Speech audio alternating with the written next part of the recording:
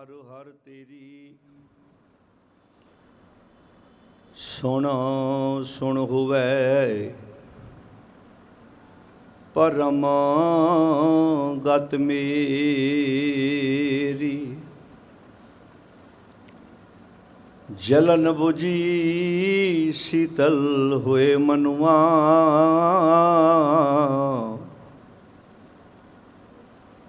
सतगुर का दर्शन पाए जियो।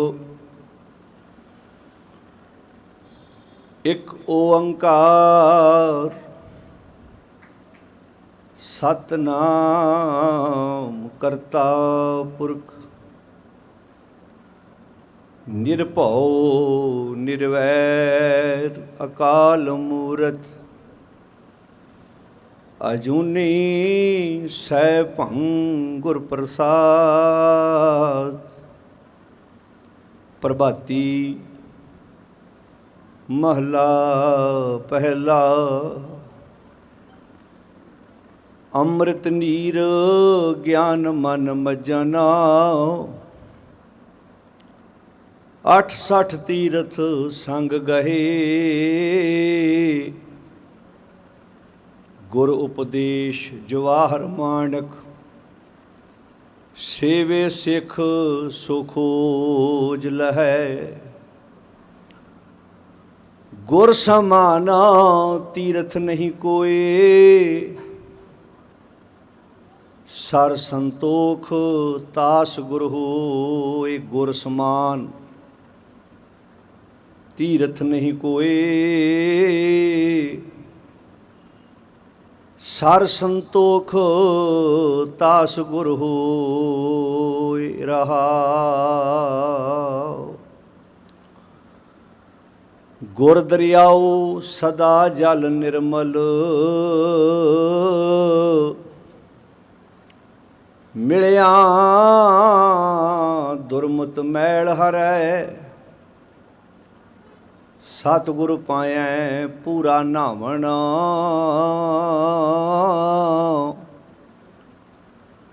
पशु परे तो देव करह। रता सच नाम तल ही अल सो गुर परमल कहिए। जाकी वास बनस्पत सौरै तास चरण लिव रहिए। गुरमुख जी प्राण उपजै गुरमुख शिव कर जाइए। गुरमुख नानक सच समाइए। गुरमुख निज पद पाइए।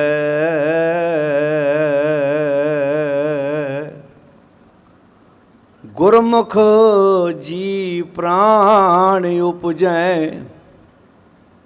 गुरमुख शिव कर जाइए। गुरमुख नानक सच समाइए। गुरमुख निज पद पाइए।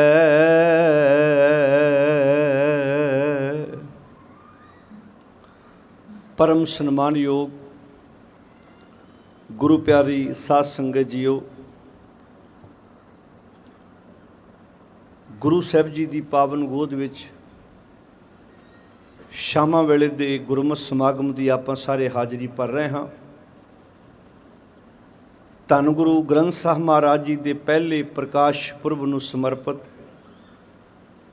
रखे हुए इस गुरमत समागम में जिथे आपां सारिਆਂ ने सोदा रहरास पावन बाणी का पाठ श्रवण किया है। सत्कारयोग भाई साहब होना के जथे पासों सतगुर की पावन बाणी का कीर्तन बहुत प्यार नाल टिका विच बैठ के श्रवण किया है। आओ सिख धर्म के बानी धन गुरु नानक साहब सच्चे पातशाह महाराज जी की रसना तो ਉਚਾਰਨ ਕੀਤਾ ਹੋਇਆ ਪ੍ਰਭਾਤੀ ਰਾਗ ਵਿੱਚ ਇਹ ਪਾਵਨ ਸ਼ਬਦ ਜਿਸ ਦੀ ਆਪਾਂ ਵਿਚਾਰ ਸਾਂਝੀ ਕਰਨੀ ਹੈ। ਇਹ ਪਾਵਨ ਸ਼ਬਦ ਧੰਨ ਗੁਰੂ ਗ੍ਰੰਥ ਸਾਹਿਬ ਜੀ ਦੇ ਪਾਵਨ ਅੰਕ 1326 ਦੇ ਉੱਪਰ ਸੁਭਾਇਮਾਨ ਹੈ। ਗੁਰਦੇਵ ਜੀ ਦੇ ਅਮੋਲਕ ਬਚਨ ਵਿਚਾਰਨ ਤੋਂ ਪਹਿਲਾਂ ਬੜੇ ਅਦਬ ਨਾਲ ਸਾਰੀ ਸੰਗਤ ਫਤਿਹ ਪ੍ਰਵਾਨ ਕਰੋ। ਗੱਜ ਕੇ ਆਖੋ ਜੀ, ਵਾਹਿਗੁਰੂ ਜੀ ਕਾ ਖਾਲਸਾ, ਵਾਹਿਗੁਰੂ ਜੀ ਕੀ ਫਤਿਹ। ਕੁਝ ਸ਼ਬਦ ਐਸੇ ਹੁੰਦੇ ਨੇ ਜਿਨ੍ਹਾਂ ਸ਼ਬਦਾਂ ਦੀ ਸਮਾਜ ਵਿੱਚ ਇੱਕ ਆਪਣੀ ਡੈਫੀਨੇਸ਼ਨ ਹੈ, ਆਪਣੀ ਪਰਿਭਾਸ਼ਾ ਹੈ, ਪਰ ਗੁਰੂ ਗ੍ਰੰਥ ਸਾਹਿਬ ਮਹਾਰਾਜ ਜੀ ਦੇ ਵਿੱਚ ਉਹਨਾਂ ਸ਼ਬਦਾਂ ਦੀ ਇੱਕ ਆਪਣੀ ਡੈਫੀਨੇਸ਼ਨ ਹੈ, ਇੱਕ ਆਪਣੀ ਪਰਿਭਾਸ਼ਾ ਹੈ। ਜਿਵੇਂ ਐਗਜ਼ਾਮਪਲ ਦੇ ਤੌਰ 'ਤੇ ਭਾਣਾ ਸ਼ਬਦ ਹੈ, ਅਸੀਂ ਸਮਾਜ ਵਿੱਚ ਇਸ ਸ਼ਬਦ ਨੂੰ ਆਪਣੀ ਜੀਵਨ ਦੇ ਵਿੱਚ ਹਮੇਸ਼ਾ ਹੀ ਘਾਟੇ ਵਾਲੇ ਸਮੇਂ ਦੇ ਨਾਲ ਆਪਣੀ ਜ਼ਿੰਦਗੀ ਵਿੱਚ ਇਸ ਸ਼ਬਦ ਦੀ ਵਰਤੋਂ ਕਰਦੇ ਹਾਂ। ਜਿਵੇਂ ਕਿ ਕਿਸੇ ਦੇ ਕਾਰੋਬਾਰ ਦਾ ਨੁਕਸਾਨ ਹੋ ਜਾਏ, ਅਸੀਂ ਕਹਿੰਦੇ ਹਾਂ ਚਲੋ ਇਹ ਵੀ ਮਾਲਕ ਦਾ ਭਾਣਾ ਹੀ ਹੈ। ਕਿਸੇ ਦੇ ਘਰ ਕੋਈ ਡੈਥ ਹੋ ਜਾਏ, ਆਪਾਂ ਕਹਿੰਦੇ ਚਲੋ ਇਹ ਮਾਲਕ ਦਾ ਭਾਣਾ ਹੈ। ਪਰ ਕਦੀ ਤੁਸੀਂ ਇੱਦਾਂ ਦਾ ਕੋਈ ਇਨਸਾਨ ਸੁਣਿਆ ਵੀ ਕਿਸੇ ਘਰ ਪੁੱਤਰ ਨੇ ਜਨਮ ਲਿਆ ਹੋਵੇ ਤੇ ਤੁਸੀਂ ਉਹਦੇ ਘਰ ਜਾ ਕੇ ਸ਼ਬਦ ਬੋਲੋ, ਵੇਖੋ ਮਾਲਕ ਦਾ ਭਾਣਾ ਤੁਹਾਡੇ ਘਰ ਪੁੱਤਰ ਨੇ ਜਨਮ ਲਿਆ। ਇਹ ਸ਼ਬਦ ਅਸੀਂ ਆਪਣੀ ਰੋਜ਼ਮर्रा ਦੀ ਜ਼ਿੰਦਗੀ ਵਿੱਚ, ਅਸੀਂ ਗ੍ਰਸਤੀ ਇਨਸਾਨ ਆ, ਇੱਕ ਦੂਜੇ ਦੇ ਘਰ ਸਾਡਾ ਆਉਣਾ ਜਾਣਾ ਹੈ, ਪਰ ਇਹ ਸ਼ਬਦ ਅਸੀਂ ਕਦੀ ਨਹੀਂ ਬੋਲਦੇ ਕਿਉਂਕਿ ਸਾਡੇ ਜ਼ਿਹਨ ਵਿੱਚ ਇਹ ਸ਼ਬਦ ਇੱਦਾਂ ਬੈਠਾ ਹੈ ਕਿ ਭਾਣਾ ਸ਼ਬਦ ਉਦੋਂ ਬੋਲਣਾ ਹੈ ਜਦੋਂ ਕੋਈ ਸਾਡੇ ਨਾਲ ਕੋਈ ਘਟਨਾ ਵਾਪਰ ਗਈ ਹੈ, ਨੁਕਸਾਨ ਹੋ ਗਿਆ ਸਾਡਾ। ਮੰਨ ਲਓ ਤੁਹਾਡੇ ਕਿਸੇ ਮਿੱਤਰ ਨੇ ਤੁਹਾਨੂੰ ਸੁਨੇਹਾ ਦਿੱਤਾ ਵੀ ਮੈਂ ਇੱਕ ਨਵਾਂ ਸਟੋਰ ਲਿਆ, ਮੈਂ ਨਵਾਂ ਕਾਰੋਬਾਰ ਆਰੰਭ ਕੀਤਾ ਹੈ ਭਾਈ, ਉਹਦੀ ਓਪਨਿੰਗ ਹੈ, ਤੁਸੀਂ ਆਇਓ। ਤੁਸੀਂ ਜਾਂਦੇ ਹੋ, ਤੁਸੀਂ ਉੱਥੇ ਵਧਾਈ ਦਿੰਦੇ ਹੋ, ਉਹਨੇ ਮਹਾਰਾਜ ਦੀ ਬਾਣੀ ਦਾ ਪਾਠ ਕਰਾਇਆ, ਕੀਰਤਨ ਕਰਾਇਆ ਹੈ, ਅਰਦਾਸ ਹੋਈ ਹੈ। ਤੁਸੀਂ ਇਹ ਤਾਂ ਨਹੀਂ ਕਹਿੰਦੇ ਵੇਖੋ ਮਾਲਕ ਦਾ ਭਾਣਾ ਹੈ, ਤੁਸੀਂ ਨਵਾਂ ਕਾਰੋਬਾਰ ਆਰੰਭ ਕੀਤਾ। ਜੇ ਤੁਸੀਂ ਬੋਲ ਦਿੱਤਾ ਸ਼ਬਦ ਤੇ ਅਗਲੇ ਨੂੰ ਇਹ ਸ਼ਬਦ ਚੰਗਾ ਕਿਉਂ ਨਹੀਂ ਲੱਗਣਾ? ਕਿਉਂਕਿ ਅਸੀਂ ਇਹ ਸਮਾਜ ਵਿੱਚ ਸ਼ਬਦ ਹਮੇਸ਼ਾ ਘਾਟੇ ਵੇਲੇ ਬੋਲਦੇ ਹਾਂ, ਬੰਦੇ ਦੇ ਕਿਸੇ ਜੀਵ ਦੇ ਚੜ੍ਹਾਈ ਵੇਲੇ ਬੋਲਦੇ ਹਾਂ।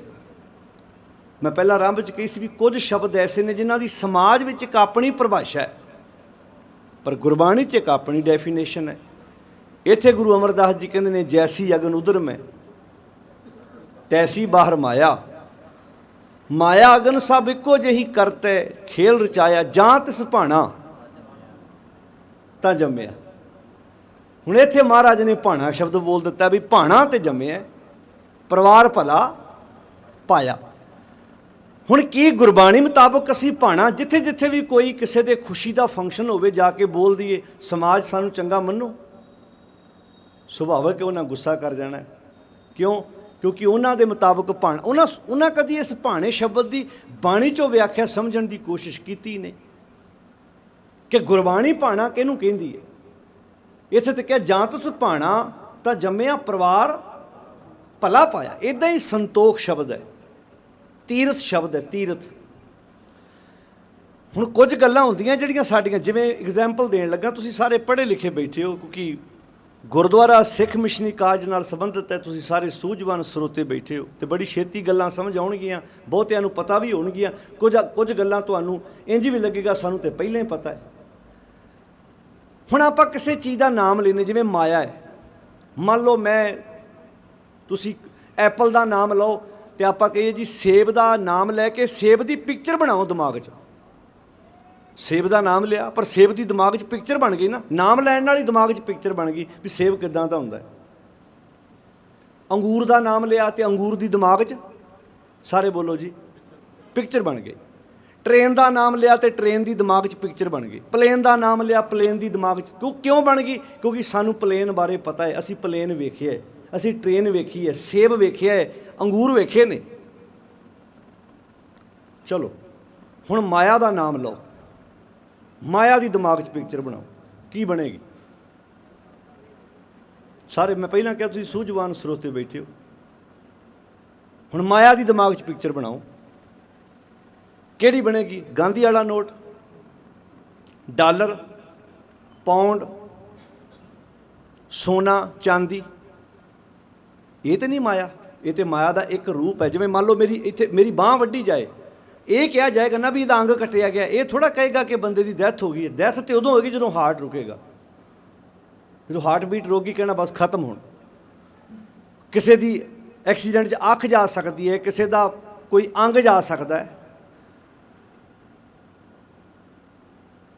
ਜਿਵੇਂ ਦਰਖਤ ਦੀ ਟਾਹਣੀ ਟੁੱਟੀ ਹੋਵੇ, ਆਪਾਂ ਇਹ ਥੋੜ੍ਹਾ ਕਹਿੰਦੇ ਦਰਖਤ ਡਿੱਗਾ ਹੈ, ਆਪਾਂ ਕਹਿੰਦੇ ਟਾਹਣੀ ਟੁੱਟੀ ਹੈ ਜੀ ਦਰਖਤ ਦੀ। ਦਰਖਤ ਉਦੋਂ ਡਿੱਗਿਆ ਮੰਨੇਗਾ ਜਦੋਂ ਜੜ੍ਹਾਂ ਤੋਂ ਪੁੱਟ ਕੇ ਜ਼ਮੀਨ 'ਤੇ ਡਿੱਗ ਪਿਆ। ਇੱਦਾਂ ਹੀ ਜਿਹੜੀ ਮਾਇਆ ਹੈ, ਮਾਇਆ ਦਾ ਇੱਕ ਰੂਪ। ਆ ਜਿਹੜਾ ਤੁਹਾਡੀ ਜੇਬ 'ਚ 10, 20, 100, 50 ਦਾ ਨੋਟ ਹੈ, ਇਹ ਮਾਇਆ ਦਾ ਇੱਕ ਰੂਪ ਹੈ, ਮੁਕੰਮਲ ਮਾਇਆ ਨਹੀਂ ਹੈ। ਹੁਣ ਇਸ ਚੀਜ਼ ਦੀ ਸਹੀ ਵਿਆਖਿਆ ਨਾ ਹੋਣ ਕਰਕੇ ਬਹੁਤੇ ਲੋਕਾਂ ਨੇ ਕਹਿਤਾ ਸਾਡੇ ਤਾਂ ਮਾਇਆ ਦੇ ਤਿਆਗੀ ਨੇ। ਉਹਨਾਂ ਮੁਤਾਬਕ ਮਾਇਆ ਸੋਨਾ ਚਾਂਦੀ ਹੈ, ਹੀਰੇ ਜਵਾਹਰਾਤ ਨੇ, ਇਹੋ ਹੀ ਮਾਇਆ ਹੈ। ਨਾ, ਮਾਇਆ ਦੇ ਕਈ ਰੂਪ ਨੇ। ਜਿਵੇਂ ਨਸ਼ਾ। ਨਸ਼ਾ ਕਿਹਨੂੰ ਮੰਨਦੇ ਆਪਾਂ? ਜਿਹੜਾ ਸ਼ਰਾਬ ਲਾ ਲਓ, ਅਫੀਮ ਲਾ ਲਓ, ਭੁੱਕੀ ਲਾ ਲਓ, ਸਮੈਕ ਲਾ ਲਓ, ਨਸ਼ਿਆਂ 'ਤੇ ਗਿਣੀ ਜਾਓ। ਪਰ ਕਦੀ ਕਿਸੇ ਨੇ ਹੰਕਾਰ ਨੂੰ ਨਸ਼ਾ ਮੰਨਿਆ? ਬਾਣੀ ਤੇ ਹੰਕਾਰ ਨੂੰ ਵੀ ਨਸ਼ਾ ਆਂਦੀ ਹੈ। ਸਤਾ ਦਾ ਹੰਕਾਰ ਮੇਰੇ ਵਰਗਿਆ ਤੇ ਕਿਸੇ ਕੋਲ ਰਾਜ ਭਾਗ ਨਹੀਂ ਹੈਗਾ, ਵੀ ਇੱਕ ਨਸ਼ਾ ਹੈ। ਐਬ ਧਨ ਚਿੱਕੜੋ, ਐਬ ਕਿਹਨੂੰ ਮੰਨਦੇ ਅਸੀਂ? ਐਬ ਕਿਹਨੂੰ ਮੰਨਦੇ ਅਸੀਂ? ਹੁਣ ਜਦੋਂ ਅਸੀਂ ਆਪਣੇ ਪੁੱਤਰ ਧੀ ਦਾ ਰਿਸ਼ਤਾ ਕਰਦੇ ਹਾਂ, ਅਸੀਂ ਤਾਂ ਕਹਿੰਦੇ ਭੈਣੇ ਸੁੱਖ ਨਾਲ ਸਾਨੂੰ ਤਾਂ ਅੰਮ੍ਰਿਤਧਾਰੀ ਜਵਾਈ ਮਿਲਿਆ, ਉਹ 'ਚ ਕੋਈ ਐਬ ਨਹੀਂ ਹੈ। ਤੇ ਜੇ ਲਾਲਚ ਹੋਵੇ ਤੇ ਲਾਲਚ ਐਬ ਨਹੀਂ ਹੈ? ਬੋਲ ਕੇ ਦੱਸਿਓ। ਜੇ ਹੰਕਾਰ ਹੋਵੇ ਤੇ ਹੰਕਾਰ ਐਬ ਨਹੀਂ ਹੈ? ਇਹ ਤੇ ਏਡਾ ਖਤਰਨਾਕ ਐਬ ਇਹਨੇ ਕਿਸੇ ਨੂੰ ਇੱਕ ਦੂਜੇ ਦੇ ਲਾਗੇ ਬਹਿਣ ਜੋਗਾ ਛੱਡਿਆ ਹੀ ਨਹੀਂ। ਇਹ ਵੀ ਜਾਇਦਾਦ ਹੈ। ਹੁਣ ਧੰਨ ਗੁਰੂ ਨਾਨਕ ਸਾਹਿਬ ਸੱਚੇ ਪਾਤਸ਼ਾਹ ਜੀ ਕਹਿੰਦੇ ਗੁਰ ਸਮਾਨ ਤੀਰਥ ਨਹੀਂ ਕੋਏ। ਚਲੋ ਜਿਵੇਂ ਆਪਾਂ ਮਾਇਆ ਦਾ ਨਾਮ ਲਿਆ ਵੀ ਮਾਇਆ ਦੀ ਪਿਕਚਰ ਬਣਾਓ, ਸਾਡੇ ਕੋਲੋਂ ਮੁਕੰਮਲ ਇੱਕ ਪਿਕਚਰ ਨਹੀਂ ਬਣਨੀ, ਕਿਉਂਕਿ ਮਾਇਆ ਦਾ ਇੱਕ ਰੂਪ ਨਹੀਂ, ਸੇਵ ਦਾ ਤੇ ਇੱਕ ਰੂਪ ਹੈ ਨਾ। ਟ੍ਰੇਨ ਦਾ ਇੱਕ ਰੂਪ ਹੈ, ਟ੍ਰੇਨ ਪਿਕਚਰ 'ਚ ਦਿਮਾਗ 'ਚ ਆ ਗਈ ਵੀ ਇੱਦਾਂ ਦੀ ਟ੍ਰੇਨ ਹੁੰਦੀ ਹੈ। ਹਾਂ, ਕੰਟਰੀਆਂ ਵੱਖਰੀਆਂ ਹੋ ਸਕਦੀਆਂ, ਵੱਖਰੇ ਵੱਖਰੇ ਦੇਸ਼ ਦੀ ਟ੍ਰੇਨ ਦਾ ਕੋਈ ਬਾਹਰਲੀ ਰੂਪ ਰੇਖਾ ਵੱਖਰੀ ਹੋ ਸਕਦੀ ਹੈ, ਪਰ ਪਿਕਚਰ ਤਾਂ ਬਣ ਗਈ ਨਾ। ਹੁਣ ਮਾਇਆ ਦੀ ਪਿਕਚਰ ਨਹੀਂ ਆਪਾਂ ਪ੍ਰੋਪਰ ਬਣਾ ਪਾਉਣੀ, ਕਿਉਂਕਿ ਮਾਇਆ ਦਾ ਕੋਈ ਇੱਕ ਰੂਪ ਨਹੀਂ ਹੈ। ਮਾਇਆ ਦਾ ਕੋਈ ਇੱਕ ਰੂਪ ਨਹੀਂ ਹੈ। ਇੱਦਾਂ ਹੀ ਜਿਹੜਾ ਤੀਰਥ ਹੈ, ਹੁਣ ਤੀਰਥ ਦੀ ਪਿਕਚਰ ਬਣਾਵਾਂਗੇ ਦਿਮਾਗ 'ਚ ਕੀ ਬਣੇਗੀ? ਜਿੱਥੇ ਇੱਦਾਂ ਸਰੋਵਰ ਹੈ, ਉੱਥੇ ਜਲ ਹੈ, ਲੋਕ ਇਸ਼ਨਾਨ ਕਰਨ ਜਾਂਦੇ ਨੇ, ਆਪਣੇ ਆਪਣੇ ਲੋਕਾਂ ਦੇ ਤੀਰਥ ਸਥਾਨ ਬਣੇ ਨੇ। ਪਰ ਪਾਤਸ਼ਾਹ ਕਹਿੰਦੇ ਗੁਰ ਸਮਾਨ ਤੀਰਥ ਨਹੀਂ ਕੋਈ। ਗੁਰੂ ਵਰਗਾ ਤੇ ਕੋਈ ਤੀਰਥ ਸਥਾਨ ਹੀ ਹੈ ਨਹੀਂ। ਅੱਛਾ, ਜਿਹੜੇ ਤੀਰਥ ਸਥਾਨ ਬਾਹਰ ਬਣੇ ਨੇ, ਇਹਨਾਂ ਤੋਂ ਸਰਕਾਰਾਂ ਤੁਹਾਨੂੰ ਇਸ਼ਨਾਨ ਕਰਨ ਤੋਂ ਰੋਕ ਸਕਦੀਆਂ ਨੇ ਕਦੀ ਸਮਾਂ ਪਾ ਕੇ, ਕਿਉਂਕਿ ਵਿਦੇਸ਼ਾਂ ਸਾਡੇ ਬਹੁਤ ਭੈਣ ਭਰਾ ਐਸੇ ਨੇ ਜਿਨ੍ਹਾਂ ਨੂੰ ਇੰਡੀਆ ਗੌਰਮੈਂਟ ਵੀਜ਼ਾ ਨਹੀਂ ਦੇ ਰਹੀ, ਉਹ ਨਹੀਂ ਆ ਸਕਦੇ ਇੱਥੇ। ਪਰ ਗੁਰੂ ਤੀਰਥ ਤੇ ਇਸ਼ਨਾਨ ਕਰਨ ਤੋਂ ਦੁਨੀਆ ਦੀ ਸਰਕਾਰ ਨਾ ਕੋਈ ਰੋਕ ਸਕਦੀ ਹੈ ਤੇ ਨਾ ਰੋਕ ਸਕੇਗੀ। ਉਹ ਤੇ ਜੇਲ੍ਹਾਂ 'ਚ ਬੈਠੇ ਵੀ ਸਾਡੇ ਵੀਰ ਗੁਰਬਾਣੀ ਦੇ ਸਰੋਵਰ ਵਿੱਚ ਇਸ਼ਨਾਨ ਕਰ ਰਹੇ ਨੇ। ਜਦੋਂ ਤੱਕ ਅਸੀਂ ਹੰਸ ਬਿਰਤੀ ਲੈ ਕੇ ਗੁਰਬਾਣੀ ਦੇ ਇਸ ਮੋਤੀ ਨੂੰ ਚੁਗਣਾ ਸ਼ੁਰੂ ਨਹੀਂ ਕਰਦੇ, ਸਾਨੂੰ ਸਮਝ ਨਹੀਂ ਆਏਗੀ ਕਿ ਇਹ ਜਿਹੜੇ ਵਿਸ਼ੇ ਨੇ ਕਿੱਡੇ ਕਲੀਅਰ ਨੇ। ਕਿੰਨੀ ਕਲੀਅਰ ਗੱਲ ਗੁਰੂ ਨਾਨਕ ਸਾਹਿਬ ਜੀ ਨੇ ਸਮਾਜ ਦੀ ਝੋਲੀ 'ਚ ਪਾਤੀ ਵੀ ਗੁਰ ਸਮਾਨ ਤੀਰਥ ਨਹੀਂ ਕੋਏ। ਹੈਗੇ ਨੇ ਤੀਰਥ ਸਥਾਨ ਬੜੇ ਨੇ, ਸਾਰਿਆਂ ਦੇ ਆਪੋ ਆਪਣੇ ਨੇ, ਹਿੰਦੂ ਵੀਰਾਂ ਦੇ ਆਪਣੇ ਨੇ, ਸਿੱਖਾਂ ਨੇ ਵੀ ਆਪਣੇ ਬਣਾਏ ਨੇ, ਪਰ ਗੁਰੂ ਵਰਗਾ ਤੀਰਥ ਸਥਾਨ ਦੁਨੀਆ 'ਤੇ ਕੋਈ ਹੋਰ ਨਹੀਂ ਹੈ। ਦੂਜੇ ਥਾਂ 'ਤੇ ਤੈਨੂੰ ਜਾਣਾ ਪੈਣਾ ਹੈ, ਗੁਰੂ ਸਰੋਵਰ ਤੇਰੇ ਘਰੇ ਹੀ ਹੈ। ਬਾਕੀ ਥਾਵਾਂ ਤੋਂ ਕੋਈ ਮਨਾ ਹੀ ਨਹੀਂ ਹੈ। ਤੁਸੀਂ ਦਰਬਾਰ ਸਾਹਿਬ ਜਾਓ, ਤੁਸੀਂ ਅਨੰਦਪੁਰ ਸਾਹਿਬ ਜਾਓ, ਤੁਸੀਂ ਫਤਿਹਗੜ੍ਹ ਸਾਹਿਬ ਜਾਓ, ਤੁਸੀਂ ਚਮਕੌਰ ਸਾਹਿਬ ਜਾਓ। ਸਾਡੇ ਇਤਿਹਾਸਕ ਸਥਾਨ ਨੇ, ਸਾਡਾ ਫਰਜ਼ ਵੀ ਬਣਦਾ ਹੈ ਜਾਣ ਦਾ।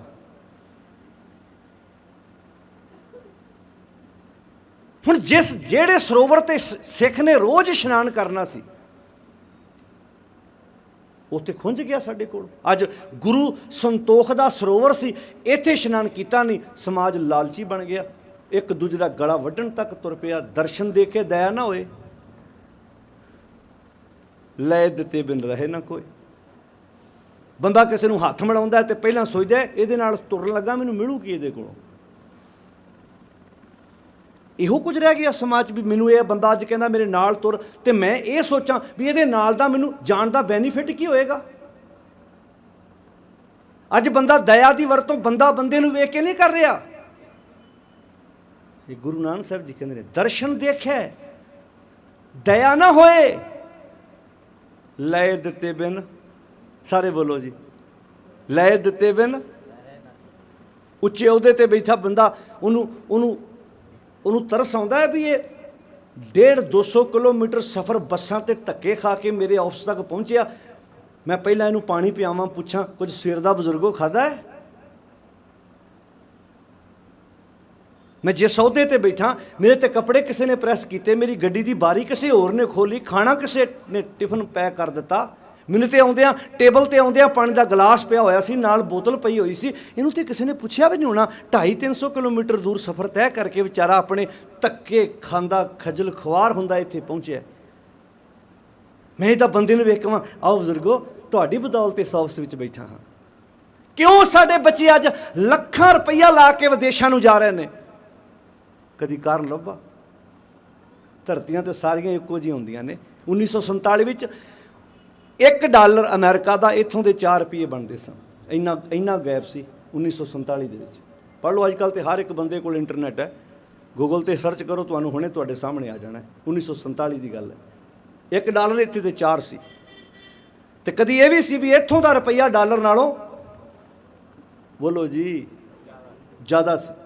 ਉਹ ਠੀਕ ਹੈ, ਸਾਡੀ ਕਰਪਸ਼ਨ, ਸਾਡੀ ਅੱਜ ਮਾਫ਼ ਕਰਨਾ ਗੁਰਦੁਆਰਿਆਂ 'ਚ ਸੱਚ ਬੋਲਣ 'ਤੇ ਵੀ ਪਾਬੰਦੀ ਹੈ, ਕਿਉਂਕਿ ਅਸੀਂ ਤੇ ਅੱਖਾਂ ਮੀਟਣ, ਸਾਨੂੰ ਤੇ ਕੋਈ ਅੱਖਾਂ ਮੀਟਣ ਵਾਲਾ ਚਾਹੀਦਾ ਜਿਹੜਾ ਸਾਨੂੰ ਕਹੇ ਜੀ ਅੱਖਾਂ ਮੀਟੋ। ਮੈਂ ਗੁਰੂ ਗ੍ਰੰਥ ਸਾਹਿਬ ਦੀ ਹਜ਼ੂਰੀ 'ਚ ਕਹਿਣਾ, ਗੁਰਬਾਣੀ 'ਚ ਕੋਈ ਸ਼ਬਦ ਹੋਇਆ ਤੇ ਮੈਨੂੰ ਗੱਡੀ 'ਚ ਬਹਿਣ ਤੋਂ ਪਹਿਲਾਂ ਮੇਰਾ ਗੁੱਟ ਫੜ ਲਿਓ ਵੀ ਭਾਈ ਸਾਹਿਬ ਇਹ ਸ਼ਬਦ ਗੁਰਬਾਣੀ 'ਚ ਹੈ ਨਹੀਂ, ਕਿੱਦਾਂ ਬੋਲ ਗਏ।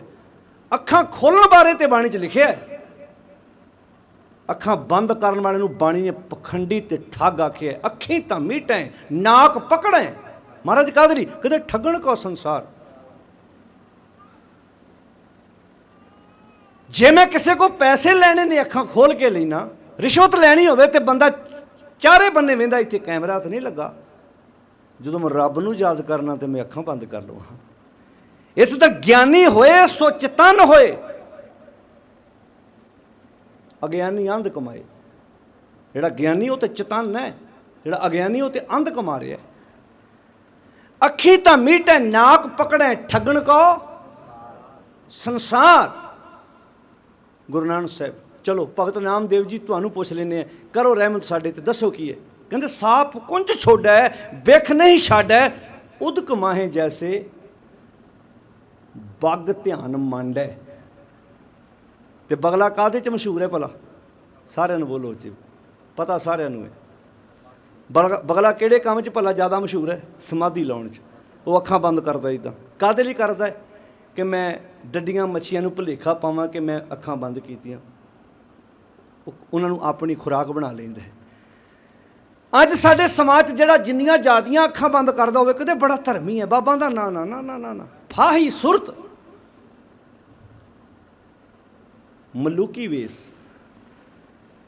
ਕਿੱਥੇ ਆਖਿਆ ਸੀ ਇਸ ਸੁਰਤ ਨੂੰ ਸੱਚ ਨਾਲ ਜੋੜੀ? ਮੈਂ ਤੇ ਸੁਰਤ ਕੋਲੋਂ ਰੱਸੀ ਦਾ ਕੰਮ ਲੈ ਰਿਹਾ, ਮੈਂ ਤਾਂ ਸੁਰਤ ਦੇ ਨਾਲ ਬੰਨ੍ਹ ਰਿਹਾ ਲੋਕਾਂ ਨੂੰ। ਫਾਹੀ ਇਸੇ ਕਰਕੇ ਗੁਰੂ ਨਾਨਕ ਸਾਹਿਬ ਮਹਾਰਾਜ ਜੀ ਦੀ ਬਾਣੀ ਜਪਜੀ ਸਾਹਿਬ ਤੇ ਜਪਜੀ ਸਾਹਿਬ ਦੀ ਪਹਿਲੀ ਪੌੜੀ ਤੇ ਪਹਿਲੀ ਪੌੜੀ ਦੀ ਪਹਿਲੀ ਤੋਕ ਪੜੋ। ਸਭ ਤੋਂ ਵੱਧ ਉਸ ਕਰਮਕਾਂਡ ਤੇ ਕਰਾਰੀ ਚੋਟ ਮਾਰੀ ਜਿਹੜੀ ਧਰਮ ਦੇ ਨਾਂ ਤੇ ਸਾਡੇ ਕੋਲੋਂ ਸਭ ਤੋਂ ਵੱਧ ਕਰਵਾਈ ਜਾ ਰਹੀ ਸੀ। ਕਿ ਬਾਹਰੋਂ ਸਰੀਰ ਧੋਲਾ, ਤੂੰ ਸੁੱਚਾ ਹੋ ਜਾਣਾ ਹੈ। ਬਾਬੇ ਆਖਿਆ ਨਾ ਸੋਚੈ ਸੋਚ ਨਾ ਹੋਈ। ਸਾਰੇ ਬੋਲੋ, ਇੱਕ ਸਾਰਿਆਂ ਨੂੰ ਆਉਂਦੀ, ਸੋਚੈ ਜੇ ਸੋਚੀ। ਇੱਕ ਵਾਰ ਨਹੀਂ, ਲੱਖ ਵਾਰ ਤੇ ਕੋਈ ਇਸ਼ਨਾਨ ਨਹੀਂ ਕਰਦਾ। ਵੱਧ ਤੋਂ ਵੱਧ ਬੰਦਾ 2 ਵਾਰ ਕਰ ਲੇਗਾ ਦਿਨ 'ਚ। ਗਰਮੀ ਹੁੰਦੀ, ਇੱਕ ਵਾਰ ਬੰਦਾ ਸਵੇਰੇ ਕਰਦਾ, ਇੱਕ ਵਾਰ ਰਾਤ ਸੌਣ ਲੱਗੇ ਇਸ਼ਨਾਨ ਕਰ ਲੇਗਾ। ਕਹਿੰਦੇ ਲੱਖ ਵਾਰ ਇਸ਼ਨਾਨ ਕਰ ਲਾ, ਪਰ ਤਨ ਧੋਣ ਨਾਲ ਤੇਰਾ ਮਨ ਸੁੱਚਾ ਨਹੀਂ ਹੋ ਸਕਦਾ। ਮਹਾਰਾਜ ਕਿਉਂ ਨਹੀਂ ਹੋ ਸਕਦਾ? ਕਹਿੰਦੇ ਪਾਣੀ ਚਿੱਤ ਨਾ ਧੋ ਪਈ। ਪਾਣੀ ਕੋਲ ਤੇ ਤਾਕਤ ਹੀ ਹੈ ਨਹੀਂ ਤੁਹਾਡਾ ਚਿੱਤ ਸਾਫ਼ ਕਰ ਦੇਵੇ। ਇਹ ਗੁਰੂ ਗ੍ਰੰਥ ਸਾਹਿਬ ਦੀ ਬਾਣੀ ਕਹਿੰਦੀ ਹੈ। ਪਾਣੀ ਚਿਤ ਨ ਧੋ ਪਈ। ਮਹਾਰਾਜ ਫਿਰ ਕੀ ਕਰਦਾ ਪਾਣੀ? ਕਹਿੰਦੇ ਮੁਖ ਪੀਤਾ ਤੇ ਖਜਾਏ। ਇਹ ਤੁਹਾਡੀ ਪਿਆਸ ਬੁਝਾ ਸਕਦਾ ਪਰ ਤੁਹਾਡੇ ਮਨ ਦੀ ਮੈਲ ਨਹੀਂ ਜਲਾ ਸਕਦਾ। ਪਾਣੀ ਚਿਤ ਨ ਧੋ ਪਈ। ਸਾਰੇ ਬੋਲੋ ਇੱਕ ਵਾਰ, ਪਾਣੀ ਚਿਤ ਨ ਮੁਖ ਪੀਤਾ ਤਿੱਖ। ਤਿੱਖ ਪਿਆਸ, ਇਹ ਮੂੰਹ ਨਾਲ ਪੀਤਿਆਂ ਤੁਹਾਡੀ ਤਿੱਖ ਬੁਝਾ ਸਕਦਾ, ਪਿਆਸ ਬੁਝਾ ਸਕਦਾ, ਪਰ ਤੁਹਾਡੇ ਮਨ ਦੀ ਮੈਲ ਇਹ ਪਾਣੀ ਨਹੀਂ ਲਾ ਸਕਦਾ। ਸੋਚੈ ਸੋਚ ਨਾ ਹੋਵਈ ਜੇ। ਸਾਡੇ ਅੱਜ ਕੱਲ੍ਹ ਤੇ ਹਰ ਬੰਦੇ ਦੇ ਕੋਲ ਤੁਸੀਂ ਵੇਖਿਆ ਨਾ, ਕਈ ਵਾਰੀ ਮੇਲਿਆਂ 'ਚ ਸਮਾਗਮਾਂ 'ਚ ਕਈ ਵੀਡੀਓ ਕੈਮਰਾ ਲੈ ਕੇ ਮਾਈਕ ਲੈ ਕੇ ਜਾਂਦੇ ਆ ਔਰ ਕਿਸੇ ਨੂੰ ਪੁੱਛਣ ਵਾਸਤੇ ਕਿ ਪੰਜਾਂ ਪਿਆਰਿਆਂ ਦੇ ਨਾਮ ਦੱਸੋ ਜੀ। ਅੱਜ ਕੱਲ੍ਹ ਤੁਸੀਂ ਵੇਖਿਆ ਕਈ ਵੀਡੀਓ ਵਾਇਰਲ ਵੀ ਹੁੰਦੀਆਂ ਨੇ, ਸਾਨੂੰ ਲੜੀਵਾਰ ਗੁਰੂ ਸਾਹਿਬਾਨਾਂ ਦੇ ਨਾਮ ਦੱਸੋ, ਗੁਰੂ ਗੋਬਿੰਦ ਸਿੰਘ ਮਹਾਰਾਜ ਜੀ ਦੇ ਸਾਹਿਬਜ਼ਾਦਿਆਂ ਦਾ ਨਾਮ ਦੱਸੋ। ਇੱਦਾਂ ਤਾਂ ਕਈ ਫੇਲ ਹੋ ਜਾਂਦੇ ਵਿਚਾਰਿਆਂ ਨੂੰ, ਕਿਉਂਕਿ ਸਾਡਾ ਇਸ ਬੰਨੇ ਧਿਆਨ ਹੈ ਨਹੀਂ। ਸਾਨੂੰ ਕੁਐਸਚਨ ਚੇਤ ਪੁੱਛ ਲਵੇ ਵੀ ਕ੍ਰਿਕਟ ਦਾ ਮੈਚ ਸੀ ਇੰਡੀਆ ਦਾ ਤੇ ਪਾਕਿਸਤਾਨ ਦਾ, ਕਿਹੜਾ ਜਿੱਤਿਆ, ਇਹ ਫਟ ਦੱਸ ਦੇਵਾਂਗੇ, ਕਿਉਂਕਿ ਅੱਧੀ ਰਾਤ ਕੌਫੀ ਪੀ ਪੀ ਕੇ ਕਈ ਵਹਿੰਦੇ ਰਾਤ ਨੂੰ, ਨੀਂਦ ਨਾ ਆਵੇ, ਅੱਖ ਇੱਦਾਂ ਅੱਖਾਂ ਛਿੱਟੇ ਮਾਰ ਮਾਰ ਕੇ ਵਹਿੰਦੇ ਆ। ਘਰ 'ਚ ਪਾਠ ਰਖਾਇਆ ਹੋਵੇ ਤੇ ਬਜ਼ੁਰਗ ਲੱਭਦੇ ਫਿਰਦੇ ਜੀ ਰਾਤ ਨੂੰ, ਭਾਈ ਸਾਹਿਬ ਲਾਗੇ ਕੋਈ ਜਾਗਦਾ ਹੋਵੇ। ਹੁਣ ਤੁਸੀਂ ਗਲਤੀ ਕਰ ਬੈਠੇ ਮੈਨੂੰ ਸੱਦਣ ਵਾਲੀ, ਤੇ ਤੁਹਾਨੂੰ ਸੁਣਨਾ ਦੇ ਭਾਈ, ਕਿਉਂਕਿ ਬਹੁਤ ਘੱਟ ਕਮੇਟੀਆਂ ਗਲਤੀ ਕਰਦੀਆਂ ਨੇ ਮੈਨੂੰ ਸੱਦਣ ਵਾਲੀਆਂ। ਤੋ ਇਸ ਕਰਕੇ ਗੱਲ ਸਮਝਣ ਦਾ ਯਤਨ ਕਰਨਾ। ਅੱਧੀ ਅੱਧੀ ਰਾਤ ਤੱਕ ਸਾਨੂੰ ਫਿਲਮਾਂ ਦੇ ਹੀਰੋ ਤੇ ਹੀਰੋਇਨਾਂ ਦਾ ਇਹ ਪਤਾ ਹੈ, ਇਹਨੂੰ ਖਾਣਾ ਕਿਹੜਾ ਪਸੰਦ ਹੈ, ਇਹਨੂੰ ਕਿਹੜੇ ਕਲਰ ਦੇ ਕੱਪੜੇ ਪਸੰਦ ਨੇ। ਘਰ 'ਚ ਬਾਪੂ ਹੈ, ਘਰ 'ਚ ਮਾਂ ਹੈ, ਕਦੀ ਉਹਦੇ ਬਾਰੇ ਕੋਈ ਪੁੱਛ ਲੈ, ਇਹਨਾਂ ਨੂੰ ਖਾਣੇ 'ਚ ਸਭ ਤੋਂ ਵੱਧ ਪਸੰਦ ਕੀ, ਪਤਾ ਹੀ ਨਹੀਂ ਹੈ। ਮਾਫ਼ ਕਰਨਾ, ਅਸੀਂ ਨਾਟਕ ਵੇਖ ਵੇਖ ਕੇ ਨੋਟੰਕੀ ਬਾਜ਼ ਹੋ ਗਏ ਬਾਬਾ। ਅਸੀਂ ਤੇ ਤੇਰੇ ਕੋਲ ਆਣ ਕੇ ਵੀ ਨਾਟਕ ਪਏ ਕਰਦੇ ਹਾਂ। ਅੱਜ ਰਿਸ਼ਤਿਆਂ ਦਾ ਘਾਣ ਕਿਉਂ ਹੋ ਰਿਹਾ? ਇਹ ਨਹੀਂ ਵੀ ਅੱਧਾ ਰੱਖ ਲਓ ਤੇ ਅੱਧਾ ਰੱਖ ਲਓ। ਹੁਣ ਗੁਰੂ ਸਾਹਿਬ ਜੀ ਨੇ ਇਹ ਸਾਨੂੰ ਵਿਚਾਰਧਾਰਾ ਦਿੱਤੀ ਕਿ ਕਿੱਦਾਂ ਅਸੀਂ ਜ਼ਿੰਦਗੀ ਨੂੰ ਜਿਉਣਾ ਹੈ, ਕਿੱਦਾਂ ਅਸੀਂ ਆਪਣੀ ਜ਼ਿੰਦਗੀ 'ਚ ਦਾਤ ਪਾਉਣੀ ਹੈ, ਕਿੱਦਾਂ ਅਸੀਂ ਆਪਣੀ ਜ਼ਿੰਦਗੀ ਨੂੰ ਵਧੀਆ ਬਣਾਉਣਾ ਹੈ। ਇਹ ਸ਼ਬਦ ਗਿਆਨ ਸਾਨੂੰ ਐਡਾ ਵੱਡਾ ਬਾਣੀ ਦਾ ਖਜ਼ਾਨਾ ਦੇ ਦਿੱਤਾ ਕਿ ਸਿੱਖਾ ਰੋਜ਼ ਪੜ੍ਹ, ਰੋਜ਼ ਸਮਝ, ਰੋਜ਼ ਚੁੱਭੀ ਮਾਰ ਗਿਆਨ ਦੇ ਵਿੱਚ, ਰੋਜ਼ ਆਪਣੇ ਆਪ ਨੂੰ ਵਾਚ ਕੇ ਬਾਣੀ ਕਹਿੰਦੀ ਕੀ ਹੈ ਤੈਨੂੰ, ਕਿਹੜੇ ਕਿਹੜੇ ਕਰਮ ਕਾਂਡਾਂ ਤੋਂ ਬਾਣੀ ਤੈਨੂੰ ਰੋਕਦੀ ਹੈ, ਕੀ ਕੰਮ ਕਰ ਲਈ ਤੈਨੂੰ ਗੁਰਬਾਣੀ ਪ੍ਰੇਰਨਾ ਦਿੰਦੀ ਹੈ। ਇਹ ਰੋਜ਼ ਵੇਖਣਾ ਹੈ, ਰੋਜ਼ ਵਾਚਣਾ ਹੈ। ਗੁਰ ਸਮਾਨ ਤੀਰਥ ਨਹੀਂ ਕੋਈ, ਗੁਰੂ ਵਰਗਾ ਕੋਈ ਹੋਰ ਤੀਰਥ ਸਥਾਨ ਨਹੀਂ ਹੈ। ਜਾਈਦਾ ਬਾਕੀਆਂ ਥਾਵਾਂ 'ਤੇ ਤੁਸੀਂ ਜਾਓ, ਪਾਣੀ ਤੁਹਾਡੇ ਤਨ ਦੀ ਮੈਲ ਲਾ ਸਕਦਾ ਹੈ। ਜਪਜੀ ਸਾਹਿਬ 'ਚ ਲਿਖਿਆ, ਭਰੀਏ ਹੱਥ ਪੈਰ ਤਨ ਦੇ ਪਾਣੀ ਧੋਤਾ, ਇਹ ਤੁਹਾਡੀ ਖੇਹ ਲਾ ਸਕਦਾ, ਮਿੱਟੀ ਲਾ ਸਕਦਾ। ਮੂਤ ਪਲੀਤੀ ਕੱਪੜ ਹੋਏ, ਕੱਪੜਾ ਮਲ ਮੂਤਰ ਨਾਲ, ਛੋਟੇ ਬੱਚੇ ਸਰੀਰ ਦੀ ਕਿਰਿਆਵਾਂ ਬੈੱਡ ਦੇ ਉੱਪਰ ਕਰ ਦਿੰਦੇ। ਕਈ ਵਾਰੀ ਕੋਈ ਮਰੀਜ਼ ਇੱਦਾਂ ਦੇ ਹੁੰਦੇ ਨੇ, ਉੱਥੇ ਇਕੱਲਾ ਪਾਣੀ ਕੰਮ ਨਹੀਂ ਕਰਦਾ, ਦੇ ਸਾਬੂਨ ਲਈਏ ਉਹ ਧੋਏ। ਪਰ ਇਸ ਤੋਂ ਅਗਲੀ ਸਟੇਜ ਆ ਗਈ, ਭਰੀਏ ਮੱਤ। ਮਹਾਰਾਜ ਲਿਖ ਦਿੰਦੇ, ਜੇ ਬੰਦੇ ਦੇ ਅੰਦਰ ਦੀ ਮੈਲ ਵੀ ਪਾਣੀ ਨਾਲ ਲੈਂਦੀ ਹੁੰਦੀ ਤੇ ਮਹਾਰਾਜ ਲਿਖ ਦਿੰਦੇ ਇੱਥੇ ਵੀ। ਜਿੱਥੋਂ ਤੱਕ ਤਨ ਦੀ ਤੇ ਕੱਪੜੇ ਦੀ ਮੈਲ ਸੀ ਉੱਥੇ ਪਾਣੀ ਲਿਖਿਆ, ਸਾਬਣ ਲਿਖਿਆ। ਪਰ ਜਦੋਂ ਮੱਤ ਦੀ ਗੱਲ ਆਈ ਉੱਥੇ ਕਹਤਾ ਭਰੀਏ ਮੱਤ ਪਾਪਾਂ ਕੈ ਸੰਗ। ਮਹਾਰਾਜ ਉਹ ਕਿੱਦਾਂ ਧੁੱਪਣੀ ਹੈ? ਕਹਿੰਦੇ ਉਹ ਧੋਪੈ ਨਾਵੇਂ ਕੇ ਰੰਗ। ਰੰਗ ਕਹਿੰਦੇ ਪਿਆਰ ਨੂੰ। ਨਾਮ ਕੀ ਹੈ? ਗੁਰਮਤਿ ਨਾਮ ਮੇਰਾ ਪ੍ਰਾਣ ਸਿਖਾਈ, ਵਿਣ ਗੁਣ ਕੀਤੇ ਭਗਤ ਨਾ ਹੋਏ। ਰੱਬੀ ਗੁਣਾਂ ਨਾਲ ਪਿਆਰ ਪਾਲਾ, ਤੇਰੀ ਮੱਤ ਦੇ ਪਾਪ ਘਟ ਜਾਣਗੇ, ਤੇਰੀ ਮਾੜੀ ਸੋਚ ਚੰਗੀ ਸੋਚ ਵਿੱਚ ਤਬਦੀਲ ਹੋ ਜਾਏਗੀ। ਹੁਣ ਪਾਤਸ਼ਾਹ ਜੀ ਕਹਿੰਦੇ ਨੇ, ਗੁਰ ਸਮਾਨ ਤੀਰਥ ਨਹੀਂ ਕੋਏ, ਗੁਰੂ ਵਰਗਾ ਕੋਈ ਤੀਰਥ ਸਥਾਨ ਨਹੀਂ। ਸਰ ਸੰਤੋਖ ਤਾਸ ਗੁਰ ਹੋਏ। ਸਰ ਦਾ ਕਹਿੰਦੇ ਨੇ ਸਰੋਵਰ ਨੂੰ, ਸਰ ਸੰਤੋਖ, ਗੁਰੂ ਸੰਤੋਖ ਦਾ ਸਰੋਵਰ ਹੈ। ਗੁਰੂ ਕਾਹਦਾ ਸਰੋਵਰ ਹੈ ਜੀ? ਸੰਤੋਖ ਦਾ ਸਰੋਵਰ ਹੈ। ਅੱਜ ਇਸ ਗੁਰੂ ਸਰੋਵਰ 'ਚ ਅਸੀਂ ਇਸ਼ਨਾਨ ਨਹੀਂ ਕਰਦੇ। ਅੱਜ ਸੰਤੋਖ ਜੀਵਨ 'ਚੋਂ ਮੁੱਕ ਗਿਆ, ਬੇਸੰਤੋਖੀ ਹੋ ਗਈ ਦੁਨੀਆ। ਤੇ ਸੰਤੋਖ ਬਾਲਟੀ ਦੇ ਥੱਲੇ ਵਰਗਾ ਹੁੰਦਾ ਹੈ। ਬਾਲਟੀ ਦਾ ਥੱਲਾ ਹੋਵੇ ਤੇ ਖੂਹ 'ਚ ਬਾਲਟੀ ਸੁੱਟੋ ਤੇ ਪਾਣੀ ਬਾਹਰ ਲੈ ਆਉਂਦੀ ਹੈ, ਪਰ ਜੇ ਬਾਲਟੀ ਦਾ ਥੱਲਾ ਨਾ ਹੋਵੇ, ਬਾਲਟੀ ਪਾਣੀ ਸੁੱਟੋ, ਡੁੱਬਦੀ ਤੇ ਜ਼ਰੂਰ ਹੈ, ਪਰ ਜੋ ਬਾਹਰ ਕੱਢੀਦਾ ਖਾਲੀ ਆਉਂਦੀ ਹੈ, ਪਾਣੀ ਨਹੀਂ ਨਾਲ ਲਿਆ ਸਕਦੀ। ਬੰਦਾ ਵੀ ਡੁੱਬਿਆ ਪਿਆ ਪਦਾਰਥਾਂ 'ਚ, 3 ਗੱਡੀਆਂ ਘਰ ਖਲੋਤੀਆਂ ਨੇ, ਜਗ੍ਹਾ ਘਰ ਖਲੋਣ ਨੂੰ ਹੈ ਨਹੀਂ, ਪਰ ਫਿਰ ਵੀ ਜਦੋਂ ਪੁੱਤਰ ਦਾ ਵਿਆਹ ਕਰਦਾ ਨਿਗਾਹ ਵੀ ਗੱਡੀ ਕਿਹੜੀ ਦਾਜ ਦਿੰਦੇ ਨੇ, ਕਿਉਂਕਿ ਬਾਲਟੀ ਦਾ ਥੱਲਾ ਹੈ ਨਹੀਂ, ਬਾਲਟੀ ਦਾ ਬੋਲੋ ਸਾਰੇ ਥੱਲਾ ਹੈ ਨਹੀਂ। ਮੈਂ ਆਰੰਭ 'ਚ ਕਹਿਤਾ ਸੀ ਬਾਰੀ ਕਿਸੇ ਨੇ ਖੋਲੀ, ਖਾਣਾ ਕਿਸੇ ਨੇ ਪੈਕ ਕੀਤਾ, ਏਸੀ ਗੱਡੀ 'ਚ ਉਤਰਿਆ, ਏਸੀ ਆਫਿਸ ਹੈ, 150-200 ਕਿਲੋਮੀਟਰ ਸਫ਼ਰ ਤੈਅ ਕਰਕੇ ਬਜ਼ੁਰਗ ਤੇਰੇ ਕੋਲੋਂ ਕੋ ਆਪਣਾ ਜਾਇਜ਼ ਕੰਮ ਕਰਾਉਣਾ ਆ, ਕੋਈ ਨਜਾਇਜ਼ ਨਹੀਂ। ਆਪਣੇ ਸਟਾਫ ਨੂੰ ਕਹੇ ਪਹਿਲਾਂ ਇਹਨੂੰ ਪਾਣੀ ਪੁੱਛੋ, ਇਹਨੂੰ ਪੁੱਛੋ ਇਹਨੇ ਸਵੇਰ ਦਾ ਕੁਝ ਖਾਧਾ।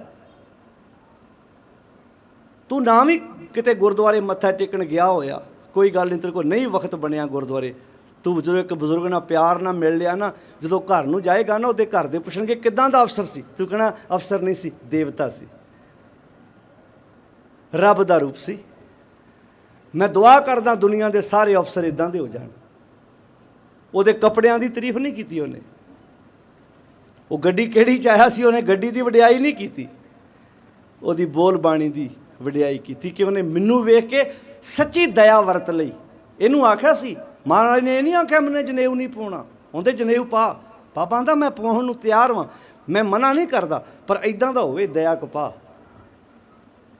ਸੰਤੋਖ ਸੂਤ ਜਤ ਗੰਢੀ 7 ਵਟ, ਇਹ ਜਨੇਊ ਜੀ ਕਾ ਹੈਗਾ ਤਾਂ ਪਾਂਡੇ ਕੱਤ, ਨਾ ਇਹ ਟੁੱਟੇ ਨਾ ਮਲ ਲੱਗੇ, ਨਾ ਇਹ ਜਲੇ ਜਾਏ, ਧਨ ਸੋ ਮਾਨਸ ਨਾਨਕਾ ਜੋ ਗਲ ਚੱਲੇ ਪਾਏ।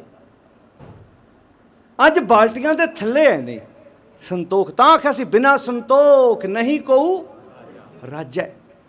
ਬਿਨਾ ਸੰਤੋਖ, ਬਿਨਾ ਸੰਤੋਖ। ਸਬਰ ਬੜੀ ਵੱਡੀ ਦਾਤ ਹੈ। ਐਵੇਂ ਥੋੜਾ ਆਖਿਆ ਸੀ ਸ਼ੇਖ ਫਰੀਦ ਜੀ ਨੇ, ਭਗਤ ਫਰੀਦ ਜੀ ਦੇ ਸਲੋਕਾਂ ਨੂੰ ਪੜ੍ਹ ਕੇ ਵੇਖੋ। ਸਬਰ ਅੰਦਰ ਸਾਬਰੀ ਤਨ ਐਵੇਂ ਜਲੇਨ, ਹੋਣ ਨਜੀ ਖੁਦਾਏ ਦੇ ਭੇਤ ਨਾ ਕਿਸੇ ਦੇਨ। ਸਬਰ ਮੰਝ ਕਮਾਨ, 3 ਚੀਜ਼ਾਂ ਹੁੰਦੀਆਂ ਨੇ, ਕਮਾਨ ਹੁੰਦਾ ਹੈ, ਤੀਰ ਹੁੰਦਾ ਤੇ ਚਿੱਲਾ ਹੁੰਦਾ ਹੈ, ਜਿੱਥੇ ਤੀਰ ਰੱਖ ਕੇ ਛੱਡਿਆ ਜਾਂਦਾ ਹੈ। ਭਗਤ ਫਰੀਦ ਜੀ ਕਹਿੰਦੇ ਨੇ ਸਬਰ ਮੰਝ ਕਮਾਨ। ਹੇ ਬੰਦਿਆ, ਜੇ ਤੂੰ ਸੰਤੋਖ ਨੂੰ ਹੀ ਆਪਣੀ ਜ਼ਿੰਦਗੀ ਦਾ ਕਮਾਨ ਬਣਾ ਲਵੇਂ, ਸਬਰ ਮੰਝ ਕਮਾਨ, ਇਹ ਸਬਰ ਕਾ ਨੀਹਣੋ, ਤੇ ਸਬਰ ਨੂੰ ਹੀ ਚਿੱਲਾ ਬਣਾ ਲਵੇਂ। ਸਬਰ ਸੰਦਾ ਬਾਣ, ਸਬਰ ਨੂੰ ਬਾਣ ਬਣਾ ਲੈ, ਤੀਰ ਬਣਾ ਲੈ, ਕੀ ਫਾਇਦਾ ਹੋਏਗਾ। ਬਾਬਾ ਫਰੀਦ ਜੀ ਸਾਨੂੰ ਕਹਿੰਦੇ ਖਾਲਕ ਖਤਾ ਨਾ ਕਰੀ, ਖਾਲਕ ਤੇਰਾ ਨਿਸ਼ਾਨਾ ਕਦੀ ਚੁੱਕਣ ਨਹੀਂ ਦੇਵੇਗਾ, ਤੂੰ ਕਦੀ ਥਿੜਕੇਂਗਾ ਨਹੀਂ। ਤੂੰ ਜਿਹੜੇ ਕੰਮ ਨੂੰ ਹੱਥ ਪਾਏਂਗਾ ਤੈਨੂੰ ਜਿੱਤ ਅਵਾਚ ਹੋਏਗੀ। ਕਿਉਂ?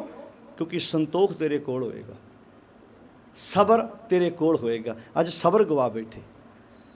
ਜਦੋਂ ਕੁੜਮ ਨੂੰ ਮਿਲਦਾ ਸੀ ਨਾ, ਉਦੋਂ 7 ਸੰਤੋਖ ਭਾਉ ਕੁੜਮ ਕੁੜਮਾਈ ਆਇਆ ਬਲਰਾਮ ਜੀ ਸੀ। ਅੱਜ ਜਦੋਂ ਕੁੜਮ ਨੂੰ ਮਿਲਦਾ, ਪਹਿਲਾਂ ਮੁੰਦਰੀ ਪੈਂਦੀ ਹੈ। ਮਾਮਾ ਮਾਮੇ ਨੂੰ ਮਿਲਦਾ, ਉਹ ਬੋਲੋ ਪਿਆਰਿਓ, ਜਿਨ੍ਹਾਂ ਨਹੀਂ ਪਵਾਈਆਂ ਉਹ ਤੇ ਹੰਗਾਰਾ ਭਰ ਦਿਓ।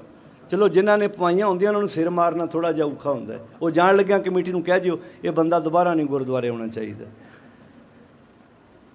ਅੱਜ ਇਸੇ ਕਰਕੇ ਤੁਸੀਂ ਵੇਖੋ, ਜਿਹੜਾ ਮਾਮਾ ਮਾਮੇ ਨੂੰ ਮੁੰਦਰੀ ਪਾਵੇ ਉਹ ਮਿਲਣੀ ਵੇਲੇ ਮਾਮਾ ਮਾਮੇ ਨੂੰ ਚੱਕ ਲੈਂਦਾ। ਜਿਹੜਾ ਮੁੰਦਰੀ ਨਾ ਪਾਵੇ ਉਹ ਮਾਮੇ ਦਾ ਰੂਹ ਨਹੀਂ ਕਰਦੀ ਮਾਮੇ ਨੂੰ ਵੇਖਣ ਨੂੰ। ਉਹਨੂੰ ਤਾਂ ਪਤਾ ਵੀ ਨਹੀਂ ਹੁੰਦਾ ਮਾਮਾ ਕਿਹੜਾ ਹੈ, ਉਹਨੂੰ ਨਹੀਂ ਪਤਾ ਹੁੰਦਾ। ਉਹਨੂੰ ਨਹੀਂ ਪਤਾ ਹੁੰਦਾ। ਲਾੜੇ ਨੂੰ ਪੁੱਛਦਾ ਵੀ ਤੇਰੀ ਘਰਵਾਲੀ ਦਾ ਮਾਮਾ ਕਿਹੜਾ, ਮੈਨੂੰ ਨਹੀਂ ਪਤਾ। ਨਾਲੇ ਉਹਨੇ ਮਾਮੇ ਤੋਂ ਲੈਣਾ ਕੀ, ਉਹਦੇ ਮੁੰਦਰੀ ਨਾਲ ਮਤਲਬ ਸੀ ਬਸ। ਮੈਂ ਸੈਂਕੜੇ ਵਾਰੀ ਸਟੇਜਾਂ ਤੇ ਕਿਹਾ, ਭੈਣਾਂ ਮੇਰੀਆਂ ਬੇਟੀਆਂ ਨੇ, ਅੱਜ ਪੁਰਖ ਪ੍ਰਧਾਨ ਸਮਾਜ ਅੰਦਰ ਧੀ ਪਾਲਦੇ ਹਾਂ, ਜਵਾਨ ਕਰਦੇ ਹਾਂ, ਅਸੀਂ ਉਹਦੀਆਂ ਪੜ੍ਹਾਈਆਂ 'ਤੇ ਕਿੰਨਾ ਖਰਚਾ ਕਰਦੇ ਹਾਂ। ਲੜਕੀ ਦੇ ਬਾਪ ਨੂੰ ਹੀ ਲੜਕੇ ਦੇ ਬਾਪ ਨੂੰ ਮੁੰਦਰੀ ਕਿਉਂ ਪਾਉਣੀ ਪਵੇ? ਲੜਕੀ ਦੀ ਮਾਂ ਹੀ ਲੜਕੇ ਦੀ ਮਾਂ ਦਾ ਸਨਮਾਨ ਕਿਉਂ ਕਰੇ? ਇੱਕ ਤੇ ਉਹ ਆਪਣੇ ਜਿਗਰ ਦਾ ਟੋਟਾ ਪਾਲ ਕੇ ਦੇ ਰਹੀ ਹੈ ਤੁਹਾਨੂੰ, ਤੂੰ ਫਿਰ ਨਾਲ ਸਮਾਨ ਦੇਵੇ। ਇਹ ਰੀਤਾਂ ਕੌਣ ਤੋੜੇਗਾ ਜੀ? ਆਏ ਗੁਰਦੁਆਰੇ, ਅੱਖਾਂ ਬੰਦ ਕਰ ਲੀਆਂ, ਟੱਲੀਆਂ ਖੜਤਾਲਾਂ ਖੜਕਾ ਲੀਆਂ, ਘਰਾਂ ਨੂੰ ਚਲੇ ਗਏ, ਬਸ ਨਿਬੜਿਆ ਕੰਮ, ਬਾਬਾ ਤੇਰਾ ਪੁਰਬ ਮਨਾ ਲਿਆ। ਫਿਰ ਕੰਮ ਉੱਥੇ ਦਾ ਉੱਥੇ ਹੀ। ਫਿਰ ਅੱਗੇ ਕਿਤੇ ਧੱਕੇ ਨਾ ਦੇਤਾ ਜੀ ਉਹਨਾਂ ਨੇ, ਧੱਕੇ ਨਾ ਫਾਹ ਕਿਉਂ ਨਹੀਂ ਦੇਤਾ ਉਹਨਾਂ ਸਾਨੂੰ? ਧੱਕੇ ਨਾਲ ਗੱਡੀ ਡਾਗਿਆ, ਕੋਈ ਧੱਕੇ ਨਾ ਦਿੱਤਾ। ਇਨਡਾਇਰੈਕਟ ਵਿਚੋਲਿਆਂ ਦੇ ਰਾਹੀਂ ਸੁਨੇਹੇ ਭੇਜੇ ਜਾਂਦੇ ਨੇ। ਜੇ ਨਹੀਂ ਦਿੱਤਾ ਜਾਂਦਾ ਤੇ ਨੂੰਹ ਨੂੰ ਇਹ ਸੁਣਾਇਆ ਜਾਂਦਾ ਹੈ, ਸਾਡੇ ਤੇ ਪੁੱਤ ਨੂੰ 2 ਰਿਸ਼ਤੇ ਹੋਰ ਆਉਂਦੇ ਸੀ, ਉਹ ਤਾਂ ਫੈਕਟਰੀ ਦਾਜ ਦਿੰਦੇ ਸੀ। ਹੈਗੀ ਵੀ ਲੜਕੀ ਸੁੱਖ ਨਾਲ ਕੱਲੀ ਕੱਲੀ ਸੀ। ਇਹ ਗੱਲਾਂ ਕਿਉਂ ਸੁਣਾਈਆਂ ਜਾਂਦੀਆਂ ਕਿ ਤੇਰੇ ਬਾਪ ਨੇ ਤੈਨੂੰ ਕੁਝ ਦਿੱਤਾ ਨਹੀਂ। ਸੁਖਮਨੀ ਸਾਹਿਬ ਦੇ ਪਾਠ 2 ਕਰ ਦਿੰਦੇ ਇੱਕ ਦਿਨ 'ਚ। ਸੁਖਮਨੀ ਸਾਹਿਬ ਸੇਵਾ ਸੁਸਾਇਟੀ ਦੇ ਆਗੂ ਵੀ ਹਾਂ, ਪ੍ਰਧਾਨ ਵੀ ਹਾਂ, ਪਰ ਬਾਬਾ ਤੇਰੀ ਪਰਵਾਹ ਕੋਈ ਨਹੀਂ ਸਾਨੂੰ, ਕਿਉਂਕਿ ਸਾਨੂੰ ਪਤਾ ਤੂੰ 10 ਪੀ 150 ਦੇ ਨਾਲ ਮੰਨ ਜਾਣਾ ਹੈ। ਅਸੀਂ ਖਤੇ ਬਹੁਤ ਕਮਾਉਂਦੇ, ਅੰਤ ਨ ਪਾਰਾਵਾਰ। ਹਜ਼ੂਰ ਫਰਮਾਉਂਦੇ ਨੇ ਗੁਰ ਸਮਾਨ ਜਿੱਦਣ ਅਸੀਂ ਗੁਰੂ ਸਰੋਵਰ 'ਚ ਨਹਾਉਣਾ ਸ਼ੁਰੂ ਕਰ ਦਿੱਤਾ, ਉਦੋਂ ਕੋਈ ਤਾਇਆ ਆਪਣੇ ਭਤੀਜੇ ਦਾ ਕਤਲ ਨਹੀਂ ਕਰੇਗਾ। ਉਦੋਂ ਕੋਈ ਮਾਂ ਦਰਬਾਰ ਸਾਹਿਬ ਆਪਣੀ ਧੀ ਨੂੰ ਨਹੀਂ ਮਾਰੇਗੀ। ਉਦੋਂ ਕੋਈ ਪੁੱਤ ਦਾ ਕਤਲ ਬਾਪ ਨਹੀਂ ਕਰੇਗਾ। ਉਦੋਂ ਕੋਈ ਤੇਲ ਪਾ ਕੇ ਆਪਣੀ ਪਤਨੀ ਨੂੰ ਦਾਜ ਕਰਕੇ ਨਹੀਂ ਸਾੜੇਗਾ। ਉਦੋਂ ਸਾਡੇ ਸਮਾਜ ਵਿੱਚੋਂ ਇੱਕ ਕ੍ਰਾਈਮ ਮਨਫੀ ਹੋ ਜਾਏਗਾ ਜਦੋਂ ਗੁਰੂ ਸਰੋਵਰ 'ਚ ਅਸੀਂ ਇਸ਼ਨਾਨ ਕਰਨਾ ਸ਼ੁਰੂ ਕਰ ਦਿੱਤਾ। ਪਰ ਅਜੇ ਅਸੀਂ ਬਾਹਰਲਿਆਂ ਸਰੋਵਰਾਂ ਤੱਕ ਹੀ ਸੀਮਤ ਹਾਂ। ਤੇ ਪ੍ਰਚਾਰ ਇਹ ਕੀਤਾ ਜਾਂਦਾ ਜੀ ਇਹ ਤੇ ਮਿਸ਼ਨਰੀ ਸ਼ਬਦਾਂ ਬਾਰੇ ਇਹੋ ਹੀ ਕਹਿੰਦੇ, ਇਹ ਤਾਂ ਨਿੰਦਕ ਨੇ। ਨਿੰਦਕ ਨਹੀਂ, ਬਾਣੀ ਦੀ ਗੱਲ ਕਰਦੇ ਨੇ, ਬਾਣੀ ਤੇ ਸਿਧਾਂਤ ਦੀ ਗੱਲ ਕਰਦੇ ਨੇ। ਮੈਂ ਸੈਂਕੜੇ ਵਾਰ ਡੇਰੇਦਾਰਾਂ ਨੂੰ ਬੇਨਤੀ ਕੀਤੀ ਹੈ, ਇੱਕ ਸ਼ਬਦ ਦੱਸ ਦਿਓ ਜਿਹੜਾ ਬਾਣੀ ਚੋਂ ਬਾਹਰ ਹੈ, ਡੰਡੌਤ ਕਰਦਾ ਆਵਾਂਗਾ ਤੁਹਾਡੇ ਕੋਲ। ਇੱਕ ਸ਼ਬਦ ਦੱਸ ਦਿਓ।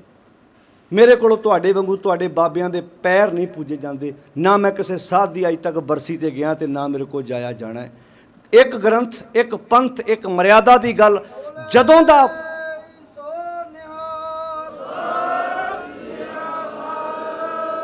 ਆਪਣੇ ਅੰਦਰ ਇੱਕ ਜ਼ਮੀਰ, ਕਿੰਨੇ ਸਾਲ ਦੁਨੀਆ ਤੇ ਰਹਿਣਾ ਇਹ ਮਹੱਤਵਪੂਰਨ ਨਹੀਂ ਹੈ, ਤੁਸੀਂ ਕਿੱਦਾਂ ਰਹਿਣਾ ਹੈ ਇਹ ਮਹੱਤਵਪੂਰਨ ਹੈ। 7 ਸਾਲ ਬਾਬਾ ਫਤਿਹ ਸਿੰਘ, ਉਹਨਾਂ ਦੇ 7 ਸਾਲ 70 ਸਾਲ ਦਾ ਬੰਦਾ ਨਹੀਂ ਮੁਕਾਬਲਾ ਕਰ ਸਕਦਾ, ਜਿਹਨੇ ਕੋਈ ਥਾਂ ਹੀ ਨਹੀਂ ਛੱਡਿਆ ਮੱਥਾ ਟੇਕਣ ਵਾਲਾ, ਜਿਹਨੇ ਥਾਂ ਹੀ ਨਹੀਂ ਛੱਡਿਆ।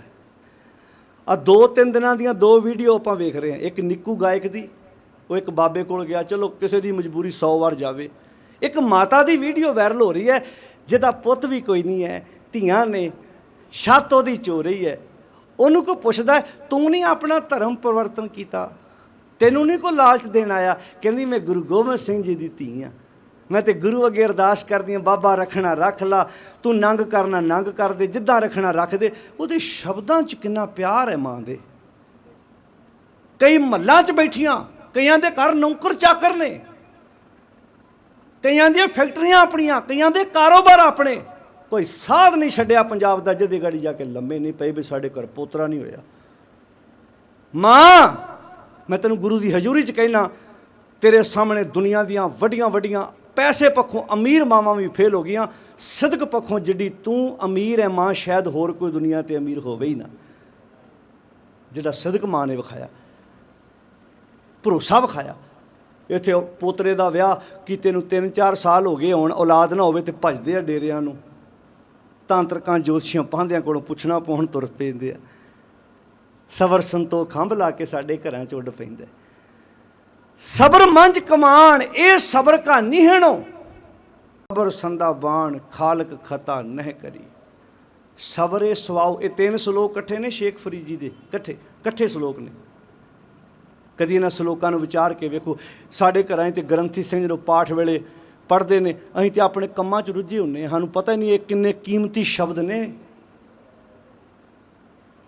ਕਹਿੰਦੇ ਸਬਰ ਇਹ ਸਵਾਓ, ਬੰਦਿਆ ਤੇਰੀ ਜ਼ਿੰਦਗੀ ਦਾ ਸਵਾਓ, ਪ੍ਰਯੋਜਨ, ਟੀਚਾ, ਮਨੋਰਥ। ਜਿਵੇਂ ਬੱਚਾ ਪੜ੍ਹਦਾ ਹੋਵੇ, ਆਪਾਂ ਨੂੰ ਪੁੱਛਣਾ ਤੇਰਾ ਪੁੱਤਰ ਪੜ੍ਹਾਈ ਦਾ ਪ੍ਰਯੋਜਨ ਕੀ ਹੈ, ਟੀਚਾ ਕੀ ਹੈ? ਬੱਚਾ ਟੀਚਾ ਦੱਸਦਾ ਹੈ ਨਾ, ਮੈਂ ਡਾਕਟਰ ਬਣਨਾ ਹੈ, ਮੈਂ ਇੰਜੀਨੀਅਰ ਬਣਨਾ ਹੈ, ਮੈਂ ਆਰਮੀ ਦਾ ਅਫਸਰ ਬਣਨਾ ਹੈ। ਬੱਚਾ ਦੱਸਦਾ ਹੈ।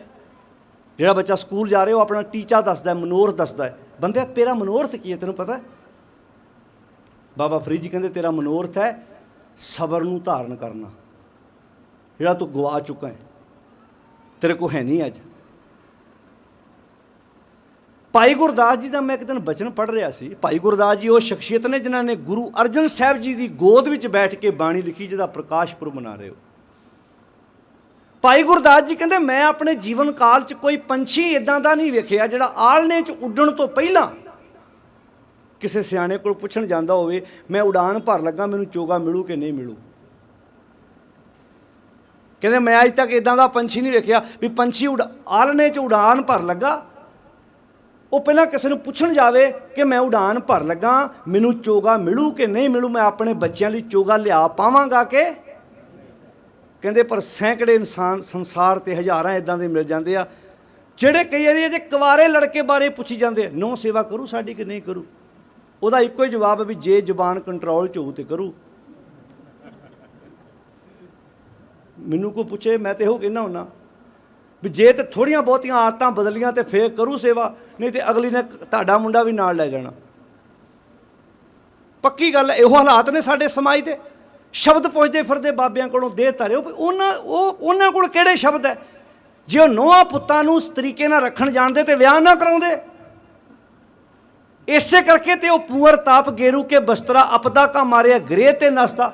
ਉਹ ਬਿਪਤਾ ਦੇ ਮਾਰੇ ਤੇ ਵਿਚਾਰੇ ਡੇਰੇ 'ਚ ਬੈਠੇ ਨੇ, ਅਸੀਂ ਫੇਰ ਬਿਪਤਾ ਮਗਰ ਚੱਕੀ ਫਿਰਦੇ ਉਹਨਾਂ ਦੇ ਵੀ ਸਾਡਾ ਵੱਡਾ ਨਹੀਂ ਆਖੇ ਲੱਗਦਾ, ਸਾਡਾ ਛੋਟਾ ਨਹੀਂ ਆਖੇ ਲੱਗਦਾ। ਪੂਰ ਤਾਪ ਗੇਰੂ ਕੇ ਬਸਤਰਾ ਆਪਦਾ ਕਾ ਮਾਰਿਆ, ਉਹ ਤੇ ਆਪਦਾ ਦੇ ਮਾਰੇ ਹੋਏ ਗ੍ਰਹਿ ਤੇ ਨਸਦਾ। ਦੇਸ਼ ਛੋੜ ਪਰਦੇਸੇ ਧਾਇਆ, ਪੰਚ ਚੰਡਾਲ ਨਾਲ ਲੈ ਆਇਆ। ਉਹਦੇ ਪੰਜ ਚੰਡਾਲ ਨਾਲ ਹੀ ਲੈ ਕੇ ਆਇਆ। ਤੋ ਸਿੱਖਣ ਦੀ ਜ਼ਰੂਰਤ ਇਹ ਸੀ ਕਿ ਭਾਈ ਗੁਰਦਾਸ ਜੀ ਕਹਿੰਦੇ ਨੇ ਮੈਂ ਨਹੀਂ ਕੋਈ ਵੇਖਿਆ ਪੰਛੀ ਇੱਦਾਂ ਦਾ, ਪਰ ਬੰਦੇ ਪੁੱਛਦੇ ਨੇ। ਕਾਰੋਬਾਰ ਕਰਨ ਲੱਗੇ ਹੁਣ ਪੁੱਛ ਦੇਣਗੇ ਮੇਰਾ ਕਾਰੋਬਾਰ ਬਣੂ ਕਿ ਨਹੀਂ। ਘਰੋਂ ਤੁਰ ਲੱਗਿਆਂ ਪੁੱਛਦੇ ਨੇ, ਕੰਮ 'ਤੇ ਜਾਣ ਲੱਗਿਆਂ ਪੁੱਛਦੇ ਨੇ ਸਾਡਾ ਕੰਮ ਬਣੇਗਾ। ਅਮਰੀਕਾ ਦੀ ਗੱਲ ਹੈ, ਨਿਊਯਾਰਕ ਇੱਕ ਵੀਰ ਟੈਕਸੀ ਚਲਾਉਂਦਾ ਸੀ, ਮੈਨੂੰ ਉਸ ਦਿਨ ਹੱਸ ਕੇ ਦੱਸਣ ਲੱਗਾ, ਕਹਿੰਦਾ ਭਾਈ ਸਾਹਿਬ ਮੈਨੂੰ ਇੱਕ ਕਹਿੰਦਾ ਕਿਉਂਕਿ ਜਿੱਦਾਂ ਇੱਥੇ ਅੱਜ ਕੱਲ੍ਹ ਬਣੀਆਂ ਹੋਈਆਂ ਨੇ ਕੰਪਨੀਆਂ ਵੱਲੋਂ ਵੀ ਤੁਸੀਂ ਔਨਲਾਈਨ ਹੀ ਜਾ ਕੇ ਬੁਕਿੰਗ ਕਰਾਓ ਤਾਂ ਤੁਹਾਡੀ ਗੱਡੀ ਤੁਹਾਡੇ ਦਰਵਾਜ਼ੇ 'ਤੇ ਆ ਜਾਂਦੀ ਹੈ। ਬਾਹਰਲੀਆਂ ਕੰਟਰੀਆਂ 'ਤੇ ਬਹੁਤ ਦੇਰ ਦਾ ਪਹਿਲਾਂ ਸੀ। ਕਹਿੰਦਾ ਮੇਰੀ ਬੁਕਿੰਗ ਹੋਈ, ਮੈਂ 3:30 ਵਜੇ ਇੱਕ ਵਿਅਕਤੀ ਨੂੰ ਚੱਕਣਾ ਸੀ, ਉਹਨੂੰ ਏਅਰਪੋਰਟ 'ਤੇ ਲੈ ਕੇ ਜਾਣਾ ਸੀ। ਕਹਿੰਦਾ ਹੁਣ ਕੁਦਰਤੀ ਗੱਲ ਹੈ ਮੈਂ 3:30 ਚੱਕਣਾ ਸੀ, ਮੈਂ ਘਰੋਂ ਉਸ ਹਿਸਾਬ ਨਾਲ 2 ਵਜੇ ਉੱਠ ਕੇ ਆਪਣਾ ਤੁਰ ਪਿਆ। ਕਹਿੰਦਾ ਥੋੜ੍ਹੇ ਜਿਹੇ ਅੱਗੇ ਗਏ ਜੀ, ਗੱਡੀ ਸਲੋਅ ਸੀ ਥੋੜ੍ਹੀ ਜਿਹੀ। ਕਹਿੰਦਾ ਅੱਗੇ ਉਹਦੀ ਬਿੱਲੀ ਰਸਤਾ ਕੱਟ ਗਈ ਅਤੇ ਉਹ ਬੰਦਾ ਆਂਦਾ ਜੀ ਗੱਡੀ ਮੋੜੋ ਵਾਪਸ। ਕਹਿੰਦਾ ਮੈਂ ਕਿਹਾ ਕਿਉਂ? ਕਹਿੰਦਾ ਬਿੱਲੀ ਰਸਤਾ ਕੱਟ ਗਈ ਆ। ਕਹਿੰਦਾ ਮੈਂ ਕਿਹਾ ਫੇਰ ਕਿਹੜੀ ਗੱਲ ਹੈ ਜੇ ਬਿੱਲੀ ਰਸਤਾ ਕੱਟ ਗਈ।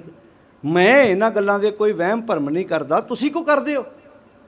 ਕਹਿੰਦਾ ਬੰਦਾ ਪੂਰਾ ਸਾਬਤ ਸੂਰਤ ਪਰ ਆਉਂਦਾ ਨਹੀਂ ਜੀ ਗੱਡੀ ਮੋੜੋ ਮੇਰਾ ਨੁਕਸਾਨ ਹੋ ਜਾਣਾ। ਕਹਿੰਦਾ ਮੈਂ ਗੱਡੀ ਤੇ ਮੋੜ ਲਈ, ਪਰ ਮਨ 'ਚ ਆਖਿਆ ਬਿੱਲੀ ਨੇ ਰਸਤਾ ਤੇਰਾ ਨਹੀਂ ਕੱਟਿਆ, ਬਿੱਲੀ ਨੇ ਰਸਤਾ ਮੇਰਾ ਕੱਟਿਆ। ਵੀ ਜਿਹੜੇ ਮੇਰੇ 10 20 30 ਡਾਲਰ ਬਣਨੇ ਸੀ ਤੂੰ ਤੇ ਭਰਾਵਾ ਮੇਰਾ ਨੁਕਸਾਨ ਕਰਤਾ। ਤੇ ਮੈਂ ਉਹਨੂੰ ਆਂਦਾ ਹੱਸਦਿਆਂ ਟਾਂਚਾਂ ਵੀ ਮਾਰੀ ਗਿਆ। ਕਹਿੰਦਾ ਆਪਾਂ ਬਿੱਲੀ ਤੋਂ ਡਰੀ ਜਾਂਦੇ, ਹੋ ਸਕਦਾ ਬਿੱਲੀ ਆਪਣੇ ਤੋਂ ਡਰਦੀ ਹੋਵੇ ਕਿ ਮੈਂ ਚੂਹੇ ਮਗਰ ਭੱਜੀ ਸੀ, ਇਹਨਾਂ ਮੇਰਾ ਨੁਕਸਾਨ ਕਰਾਤਾ। ਇਹ ਪੁਰਾਣੇ ਸਮੇਂ ਦੀਆਂ ਗੱਲਾਂ ਸੀ। ਆ ਬਿੱਲੀ ਦੇ ਰਸਤਾ ਕੱਟਣ ਵਾਲੀਆਂ ਪੁਰਾਣੇ ਸਮੇਂ ਦੀਆਂ ਗੱਲਾਂ ਸੀ। ਉਹ ਦੁੱਧ ਘਿਓ ਘਰਾਂ 'ਚ ਖੁੱਲ੍ਹੇ ਹੁੰਦੇ ਸੀ ਅਤੇ ਜਦੋਂ ਘਰ ਦੇ ਵਿਹੜੇ 'ਚ ਕਿਤੇ ਮਾਂ ਨੇ ਇੱਦਾਂ ਤੁਰਨਾ ਅਤੇ ਬਿੱਲੀ ਦਿਸ ਪੈਣੀ ਅਤੇ ਇੱਕਦਮ ਬਿੱਲੀ ਵਾਹ ਕੇ ਚੇਤਾ ਆ ਜਾਣਾ ਵੀ ਕਿਤੇ ਦੁੱਧ ਤਾਂ ਨਹੀਂ ਨੰਗਾ। ਅੱਜ ਬੰਦਾ ਲੁਧਿਆਣਿਓਂ ਫਗਵਾੜਾ ਲੰਘ ਗਿਆ ਹੁੰਦਾ, ਬਿੱਲੀ ਵੇਖ ਕੇ ਫੇਰ ਮੁੜ ਆਉਂਦਾ। ਪਹਿਲੀ ਗੱਲ ਤਾਂ ਦੁੱਧ ਸਾਡੇ ਅੱਜ ਕੱਲ੍ਹ ਹੈ ਹੀ ਨਹੀਂ, ਨਕਲੀ ਦੁੱਧ ਜ਼ਿਆਦਾ ਬਣ ਰਿਹਾ। ਹੁਣ ਤਾਂ ਪਿੰਡਾਂ ਸ਼ਹਿਰਾਂ 'ਚ ਵੀ ਦੁੱਧ ਬਹੁਤ ਘੱਟ ਮਿਲਦਾ। ਪਰ ਇਸ ਵਹਿਮ ਨੇ ਸਾਡਾ ਨੁਕਸਾਨ ਕਿੱਡਾ ਵੱਡਾ ਕੀਤਾ। ਕਿੰਨੇ ਸਾਡੇ ਮਨਾਂ ਵਿੱਚ ਭਰਮ ਭੁਲੇਖੇ ਪਾ ਦਿੱਤੇ। ਇਹਨਾਂ ਭਰਮਾਂ ਨੂੰ ਆਪਣੇ ਮਨ ਵਿੱਚੋਂ ਬਾਹਰ ਕੱਢੋ। ਕਿਸੇ ਕੋਲ ਕੋਈ ਤਾਕਤ ਨਹੀਂ ਤੁਹਾਡਾ ਕਾਰੋਬਾਰ ਰੋਕ ਸਕੇ। ਤੁਸੀਂ ਆਪਣੀ ਸੋਚ ਬਦਲੋ, ਤੁਸੀਂ ਆਪਣੇ ਵਿਚਾਰ ਬਦਲੋ। ਮੈਂ ਹੁਣੇ ਅੰਮ੍ਰਿਤਸਰ ਤੋਂ ਰਸਤੇ ਦੇ ਵਿੱਚ ਇੱਕ ਵੀਰ ਦਾ ਫੋਨ ਆਇਆ, ਕਹਿੰਦਾ ਭਾਈ ਸਾਹਿਬ ਜੀ ਮੇਰੀ ਪਤਨੀ ਦੇ ਨਾਲ ਪ੍ਰੋਬਲਮ ਚੱਲ ਰਹੀ ਹੈ। ਮੈਂ ਗੁਰਦੁਆਰਾ ਸਾਹਿਬ ਗਿਆ, ਮੈਂ ਪਰਚੀ ਲਿਖ ਕੇ ਪਾਈ ਕਿ ਮੈਂ ਤਲਾਕ ਲਵਾਂ ਕਿ ਨਾ ਲਵਾਂ। ਮੈਂ ਕਿਹਾ ਫੇਰ? ਕਹਿੰਦਾ ਪਰਚੀ ਨਿਕਲ ਆਈ ਆ। ਮੈਂ ਕਿਹਾ ਕਿਹੜੀ? ਵੀ ਤਲਾਕ ਲੈ ਲਓ। ਮੈਂ ਕਿਹਾ ਕਦੀ ਸੋਚ ਕੇ ਵੇਖਿਆ ਸੀ ਕਿਹੜੇ ਬੰਨੇ ਤੁਰ ਪਏ? ਮੈਂ ਫਿਰ ਉਹਨੂੰ ਕਾਫੀ ਉਦਾਹਰਨ ਦਿੱਤੀਆਂ। ਵੀਰ ਮੇਰੇ ਨਾਲ ਗੱਡੀ 'ਚ ਬੈਠੇ ਸੀ। ਮੈਂ ਕਿਹਾ ਵੀ ਹਰ ਕੰਮ ਪਰਚੀ ਪਾ ਕੇ ਕਰਦੇ ਹੋ? ਕਹਿੰਦੇ ਕਿਵੇਂ? ਮੈਂ ਕਿਹਾ ਭੁੱਖ ਲੱਗੀ ਹੋਵੇ ਪਰਚੀ ਪਾਓ, ਮਹਾਰਾਜ ਗਾੜੀ ਵੀ ਖਾਵਾਂ ਕਿ ਨਾ ਖਾਵਾਂ। ਕੋਕੜੇ ਲੂਸਦੇ ਹੋਣ, ਭੁੱਖ ਲੱਗੀ ਹੋਵੇ ਪਰਚੀ ਆ ਜਾਵੇ ਨਹੀਂ ਖਾਣੀ, ਮਹਾਰਾਜ ਦੀ ਮੰਨੇਗਾ? ਪਰਚੀ ਪਾਈ ਹੋਵੇ, ਪਲੇਨ ਹੋਵੇ ਤੁਹਾਡਾ ਵਿਦੇਸ਼ ਜਾਣ ਲਈ, ਟਿਕਟ ਹੋਵੇ 1.5 ਲੱਖ ਦੀ, ਪਰਚੀ ਪਾ ਕੇ ਪੁੱਛੋ ਮਹਾਰਾਜ ਪਲੇਨ 'ਚ ਬਵਾਂ ਕਿ ਨਾ ਬਵਾਂ? ਟਿਕਟ ਆ ਜਾਏ ਵੀ ਪਰਚੀ ਆ ਜਾਏ ਵੀ ਨਹੀਂ ਤੇ 1.5 ਲੱਖ ਰੁਪਇਆ ਵੀ ਵਾਪਸ ਨਾ ਮਿਲਣਾ ਹੋਵੇ, ਉੱਥੇ ਗੁਰੂ ਦੀ ਗੱਲ ਸੁਣ ਕੇ ਰੁਕ ਜਾਏਗਾ? ਕਿਆ ਸਾਡੀ ਸੋਚ ਵੇਖੋ, ਦਿਮਾਗ ਦਿੱਤਾ ਰੱਬ ਨੇ ਸਾਨੂੰ, ਸੋਚ ਆਪਣੀ। ਮੈਂ ਕਿਹਾ ਕਮਾਲ ਦੀ ਗੱਲ ਹੈ, ਤੁਸੀਂ ਆਪਣੇ ਘਰਾਂ 'ਚ ਅੰਡਰਸਟੈਂਡਿੰਗ ਕਰੋ, ਕੁਝ ਮਾਂ ਦੀ ਸੁਣੋ, ਕੁਝ ਪਤਨੀ ਦੀ ਸੁਣੋ। ਜਿਵੇਂ ਭੈਣ ਬਾਰੇ ਕਹਿੰਦੇ ਹੋ ਨਾ ਕਿ ਭੈਣ ਘਰੋਂ ਭੇਜੀ ਹੈ, ਪਤਨੀ ਪ੍ਰਤੀ ਵੀ ਕੋਈ ਜ਼ਿੰਮੇਵਾਰੀਆਂ ਨੇ ਤੁਹਾਡੀਆਂ, ਮਾਂ ਪ੍ਰਤੀ ਵੀ ਜ਼ਿੰਮੇਵਾਰੀਆਂ ਨੇ ਕੁਝ। ਸਭ ਤੋਂ ਵੱਡੀ ਪਰਖ ਦੀ ਘੜੀ ਮੇਰਾ ਮੰਨਣਾ ਇਹ ਹੈ ਲੜਕੇ ਵਾਸਤੇ ਬਣ ਜਾਂਦੀ। ਇੱਕ ਬੰਨੇ ਵਾਈਫ ਹੈ ਜਿਹਨੂੰ ਮਗਰ ਲਾ ਕੇ ਲਿਆਇਆ ਹੈ, ਉਹਨੇ ਪੱਲਾ ਫੜਿਆ ਸੀ, ਇੱਕ ਬੰਨੇ ਮਾਂ ਹੈ ਤੇ ਬਾਪ ਹੈ। ਜੇ ਤੇ ਪਲੜਾ ਮਾਂ ਬਾਪ ਦਾ ਭਾਰੀ ਹੋ ਗਿਆ ਤੇ ਲੜਕੀ ਵੱਲੋਂ ਗਿਆ, ਜੇ ਪਲੜਾ ਲੜਕੀ ਵਾਲ ਦਾ ਭਾਰੀ ਹੋ ਗਿਆ ਤੇ ਮਾਂ ਬਾਪ ਵੱਲੋਂ ਗਿਆ। ਉੱਥੇ ਫਿਰ ਉਹਨੂੰ ਐਨ ਬੈਲੈਂਸ ਬਣਾ ਕੇ ਰੱਖਣਾ ਪੈਣਾ ਹੈ। ਜਿਵੇਂ ਪੁਰਾਣੇ ਸਮੇਂ ਤੱਕੜੀਆਂ ਹੁੰਦੀਆਂ ਸੀ ਨਾ, ਉਹ ਸੂਈ ਐ ਵਿਚਕਾਏ ਹੁੰਦੀ ਸੀ, ਫਿਰ ਸੌਦਾ ਬਰਾਬਰ ਤੁਲਦਾ ਸੀ। ਜੇ ਮਾੜਾ ਜਿਹਾ ਵਟਿਆਂ ਵਾਲੇ ਬੰਨੇ ਹੋਵੇ ਦੂਜਾ ਨਾਲ ਹੀ ਪਲੜਾ ਤਾਂ ਚਲਾ ਜਾਂਦਾ ਸੀ।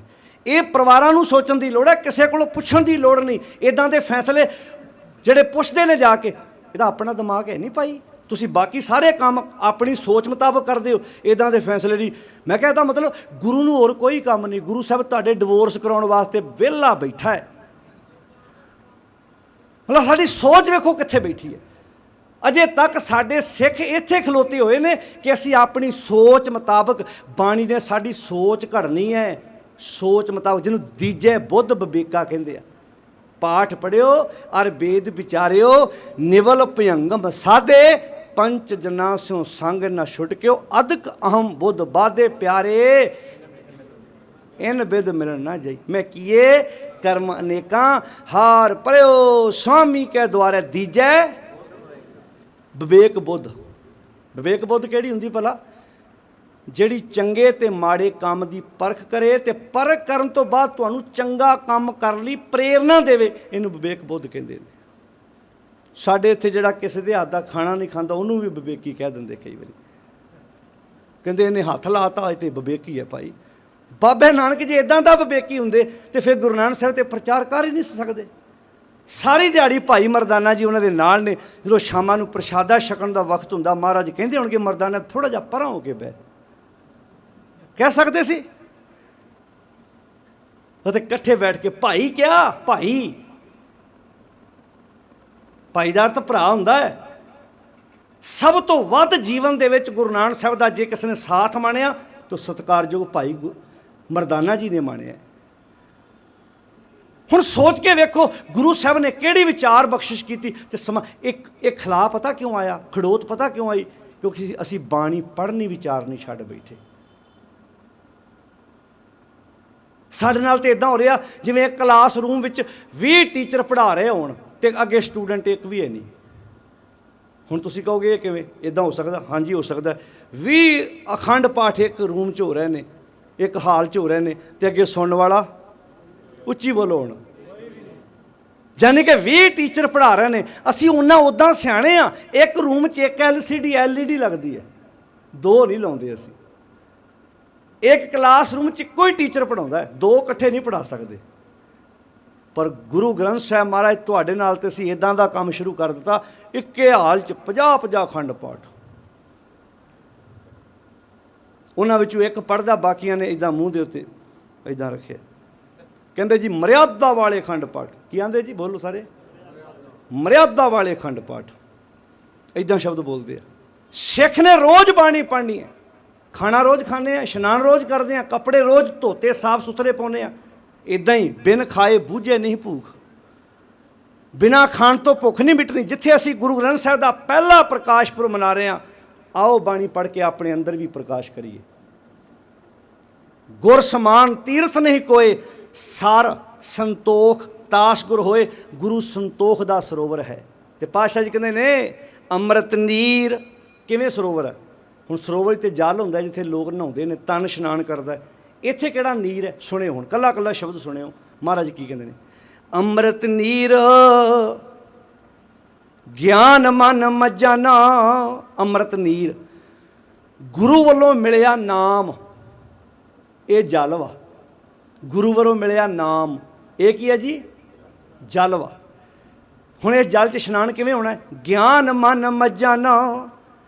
ਜਦੋਂ ਮੈਂ ਗੁਰੂ ਕੋਲੋਂ ਸੋਝੀ ਲੈ ਕੇ ਇਸ ਨਾਮ ਜਲ ਵਿੱਚ ਇਸ਼ਨਾਨ ਕਰਦਾ ਮੈਨੂੰ ਸਮਝ ਪੈਂਦੀ ਹੈ, ਤੇ ਸਮਝ ਨਾਲ ਕੀ ਹੁੰਦਾ ਹੈ, ਉਹ ਮੇਰੇ ਮਨ ਦੀ ਮੈਲ ਲੈਣੀ ਸ਼ੁਰੂ ਹੋ ਜਾਂਦੀ ਹੈ। ਗਿਆਨ ਮਨ ਮੱਜਨ, ਮੇਰਾ ਮਨ ਉਸ ਗਿਆਨ ਦੇ ਰਾਹੀਂ ਉਸ ਨਾਮ ਜਲ ਵਿੱਚ ਇਸ਼ਨਾਨ ਕਰਦਾ ਹੈ। ਹੁਣ ਆਪਾਂ ਕੀ ਕਰ ਰਹੇ ਹਾਂ, ਭਲਾ ਆਪਾਂ ਸਾਰੇ ਜਾਣੇ ਆਪਣੇ ਮਨ ਦਾ ਨਾਮ ਜਲ ਵਿੱਚ ਇਸ਼ਨਾਨ ਕਰਾ ਰਹੇ ਹਾਂ। ਇਸ ਨੂੰ ਆਖਿਆ ਚਰਨ ਸਾਧ ਕੇ, ਆਹ ਹੈ ਚਰਨ ਸਾਧ ਕੇ ਧੋਏ ਧੋਏ ਪੀਓ। ਸਾਡਿਆਂ ਨੇ ਇਹ ਤੁਕਾਂ ਦੂਜਿਆਂ ਨਾਲ ਜੋੜ ਲਈਆਂ। ਬਾਬਾ ਘਰ ਲਿਆਂਦਾ, ਉਹਨੂੰ ਸੋਫੇ 'ਤੇ ਬਿਠਾਇਆ, ਉਹਦੇ ਪੈਰਾਂ ਦੇ ਥੱਲੇ ਬਾਲਟਾ ਰੱਖਿਆ, ਉਹ 'ਚ ਪਾਣੀ ਪਾਇਆ, ਧੋ ਧੋ ਕੇ ਕਈ ਕਮਲੇ ਪੀਣ ਲੱਗ ਪਏ। ਵੀ ਚਰਨ ਸਾਧ ਕੇ ਧੋਏ ਧੋਏ ਪੀਓ। ਇੱਥੇ ਸਾਧ ਦਾ ਅਰਥ ਗੁਰੂ ਹੈ। 2-3 ਪ੍ਰਮਾਣ ਸੁਣ ਲਓ। ਮਹਿਮਾ ਸਾਧੂ ਸੰਗ ਕੀ, ਗੁਰੂ ਪੰਜ ਪਾਤਸ਼ਾਹ, ਮਹਿਮਾ ਸਾਧੂ ਸੰਗ ਕੀ ਸੁਣੋ ਮੇਰੇ ਮੀਤਾ, ਮਹਿਮਾ ਸਾਧੂ ਸੰਗ ਕੀ ਸੁਣੋ ਮੇਰੇ ਮਿੱਤਰ। ਮੈਲ ਖੋਈ, ਮੈਲ ਖੋ ਜਾਏਗੀ, ਮੁੱਕ ਜਾਏਗੀ। ਕੋਟ, ਕੋਟ ਦੇ ਟੈਂਕੇ ਨੂੰ ਸਿਹਾਰੀ ਹੈ। ਕੋਟ ਅਗ ਹਰੇ ਨਿਰਮਲ ਪੈ ਚੀਤਾ, ਤੇਰਾ ਚਿੱਤ ਨਿਰਮਲ ਹੋ ਜਾਏਗਾ, ਮੈਲ ਤੋਂ ਰਹਿਤ ਹੋ ਜਾਏਗਾ। ਸਾਗਰ ਤਰਿਆ ਸਾਧੂ ਸੰਗੇ, ਜਿਹੜਾ ਡਰਾਂ ਦਾ ਸਾਗਰ ਹੈ, ਸਾਧੂ ਦਾ ਸੰਗ ਕੀਤਿਆਂ ਤੂੰ ਤਰ ਜਾਏਗਾ। ਤੂੰ ਆਪਣੀ ਜੀਵਨ ਸ਼ੈਲੀ ਵਧੀਆ ਕਰ ਲਵੇਂਗਾ। ਸਾਧੂ ਸ਼ਬਦ ਗੁਰੂ ਵਾਸਤੇ ਆਇਆ ਹੈ, ਗਿਆਨ ਵਾਸਤੇ ਆਇਆ ਹੈ, ਸ਼ਬਦ ਵਾਸਤੇ ਆਇਆ ਹੈ। ਕਬੀਰ ਜਾ ਕਰ ਸਾਧਨਾ ਸੇਵੀ ਹੈ, ਹਰ ਕੀ ਸੇਵਾ ਨਾਹੇ, ਤੇ ਘਰ ਮਰਹਠ ਸਾਰਖੇ, ਭੂਤ ਵਸੈ ਤਿਨ ਮਾਹੇ। ਜਿਹੜਾ ਘਰਾਂ 'ਚ ਸਾਧੂ ਗੁਰੂ ਨੂੰ ਨਹੀਂ ਸੇਵਿਆ ਜਾਂਦਾ, ਸਿੱਖਿਆ ਤੇ ਅਮਲ ਨਹੀਂ ਕੀਤਾ ਜਾਂਦਾ, ਉੱਥੇ ਇਨਸਾਨ ਨਹੀਂ ਵਸਦੇ, ਭੂਤ ਵਸਦੇ ਨੇ। ਬਾਣੀ ਕਹਿੰਦੀ ਅੰਮ੍ਰਿਤ ਨੀਰ ਗਿਆਨ ਮਨ ਮਜਨ, ਪਰਮੇਸ਼ਰ ਦਾ ਨਾਮ ਜਲ, ਉਹਦੇ ਵਿੱਚ ਗੁਰੂ ਵੱਲੋਂ ਮਿਲਿਆ ਗਿਆਨ, ਉਹਦੀ ਸਮਝ, ਉਹਦਾ ਇਸ਼ਨਾਨ ਹੈ। ਅੰਮ੍ਰਿਤ ਨੀਰ ਗਿਆਨ ਮਨ ਮਜਨ, 68 ਤੀਰਥ ਸੰਗ ਗਏ। ਲੋਕ 68 ਤੀਰਥਾਂ ਤੇ ਇਸ਼ਨਾਨ ਕਰਨ ਜਾਂਦੇ ਨੇ, ਐਸੇ ਸਿੱਖ ਦੇ ਨਾਲ ਤੁਰੇ ਫਿਰਦੇ ਨੇ। 68 ਤੀਰਥ ਨਾਲ ਹੀ, ਬਾਹਰ ਜਾਣ ਦੀ ਲੋੜ ਨਹੀਂ। 68 ਤੀਰਥ ਸੰਗ ਗਏ।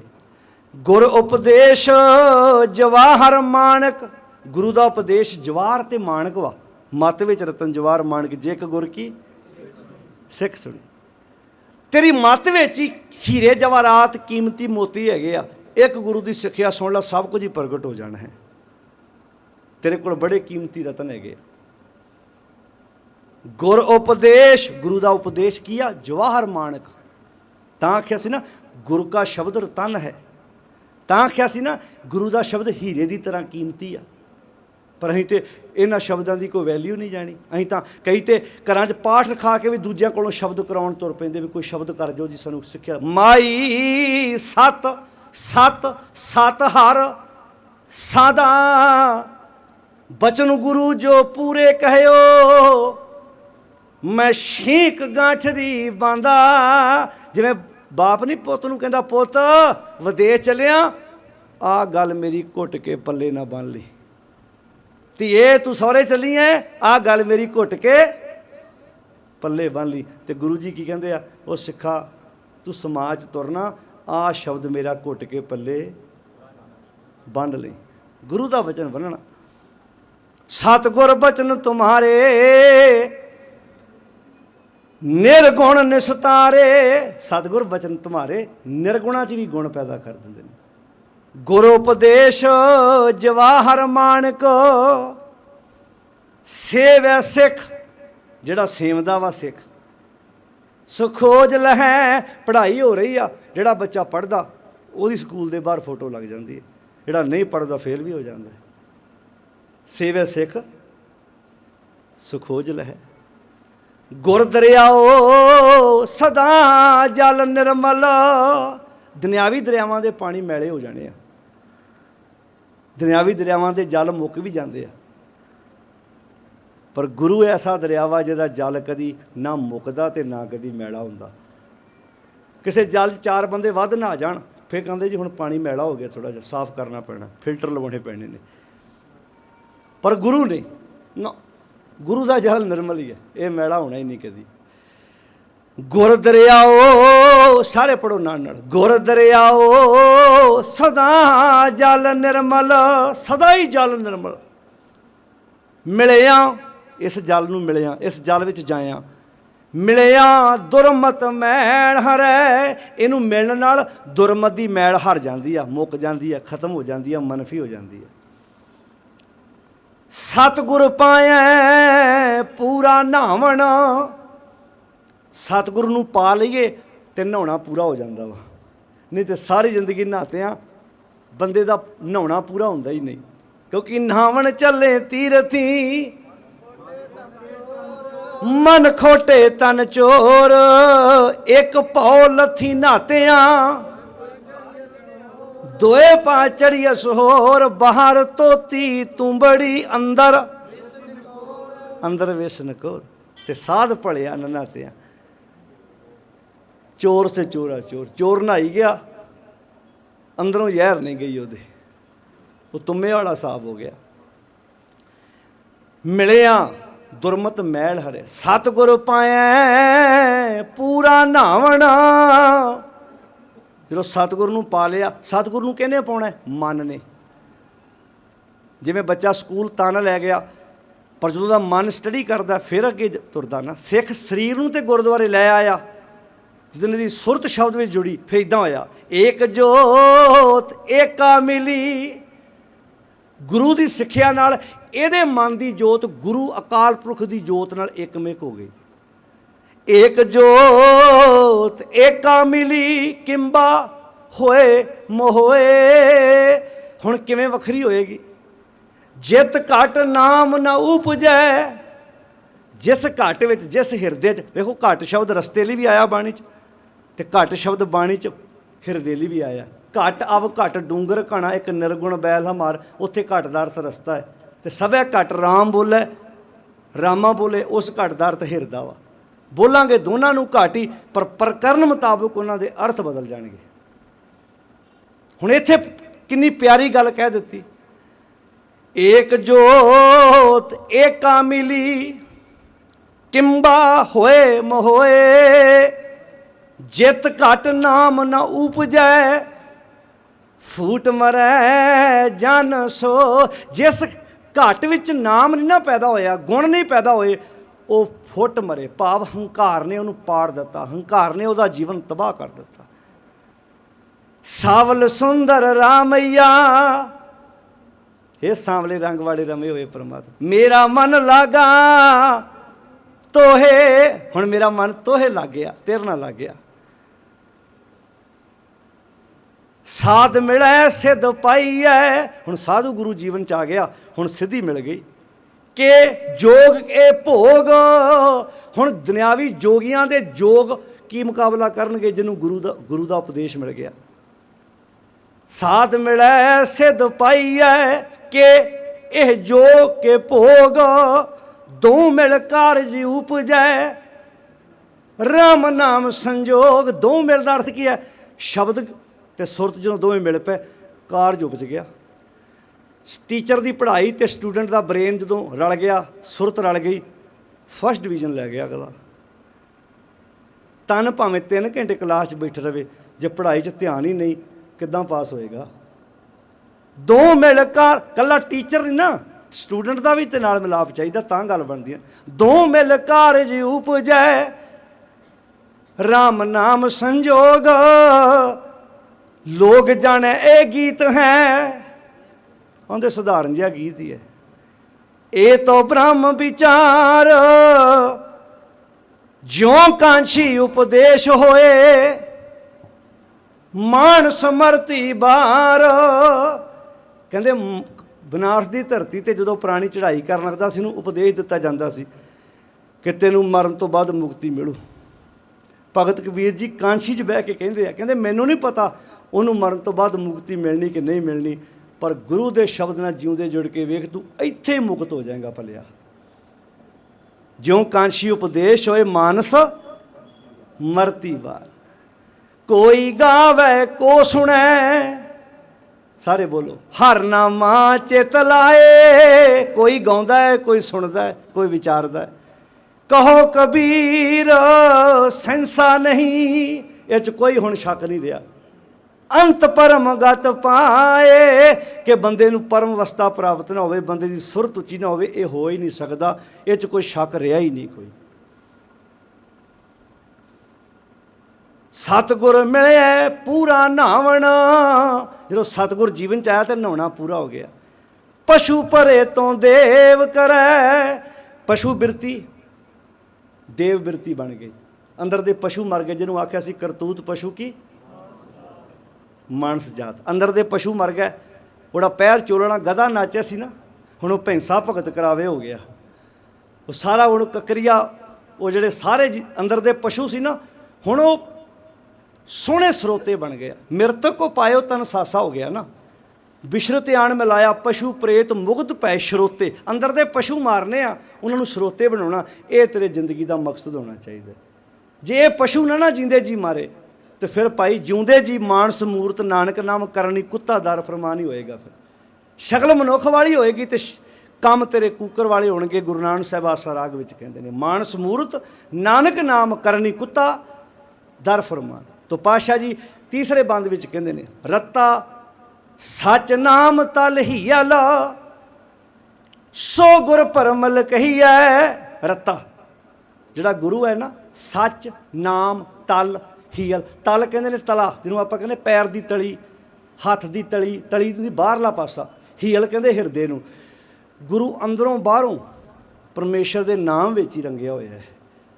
रत्ता सच नाम तल बाहरला पासा, हीयल हिरदा, सो गुरु परमल कहिए। ऐसे गुरु नूं चंदन कहा जाता है, परमल कहा जाता, सुगंधी कहा जाता है। जाकी वास बनस्पत सौरे, जिहदे कोल जिन्नी बनस्पति आएगी, गुरु अपनी सुगंधी उन्होंने वंडेगा ही वंडेगा। लो लै जाओ जिन्नी सुगंधी खानी है। जाकी वास बनस्पत सौरे, तास चरण लेव रही है। भाई ਉਹਦੀ ਚਰਨਾਂ ਨਾਲ, ਉਹਦੇ ਸ਼ਬਦ ਨਾਲ ਇੱਕਮਿਕ ਹੋ ਕੇ ਜੀਵਨ ਜੀਉ, ਤਾਂ ਕਿ ਤੇਰੇ ਅੰਦਰ ਵੀ ਉਹ ਗੁਰੂ ਗਿਆਨ ਵਾਲੀ ਸੁਗੰਧੀ ਆ ਸਕੇ। ਅਖੀਰ 'ਚ ਕਹਿੰਦੇ ਨੇ, ਗੁਰਮੁਖ ਜੀ ਪ੍ਰਾਣ ਉਪਜੈ। ਗੁਰੂ ਦੇ ਰਾਹੀਂ ਮਨੁੱਖ ਦੇ ਅੰਦਰ ਉਹ ਆਤਮਿਕ ਜੀਵਨ ਉਪਜਦਾ ਹੈ, ਪੈਦਾ ਹੁੰਦਾ ਹੈ। ਇਹਨੂੰ ਸਮਝ ਆਉਂਦੀ ਹੈ ਮੈਂ ਕਿੱਦਾਂ ਦਇਆ ਦੀ ਵਰਤੋਂ ਕਰਨੀ ਹੈ, ਕਿੱਦਾਂ ਸਬਰ ਸੰਤੋਖ ਦੀ ਵਰਤੋਂ ਕਰਨੀ ਹੈ। गुरमुख शिव कर जाइए। शिव का अर्थ है कल्याण रूप, शिव का अर्थ है कल्याण स्वरूप। कहते गुरमुख शिव कर जाइए, तो उस अवस्था च पहुँच जाएगा जिथे आनंद ही आनंद है, जिथे खेड़ा ही खेड़ा है, जिथे गगन नगर एक बूंद ना बरख है। नाद कहाँ जो समाना। हुण तेरे ऐस गगन दे विच एक भी माड़ा ख्याल नहीं आ रहा, क्योंकि पार ब्रह्म परमेश्वर माधो परम हंस ले सदाना।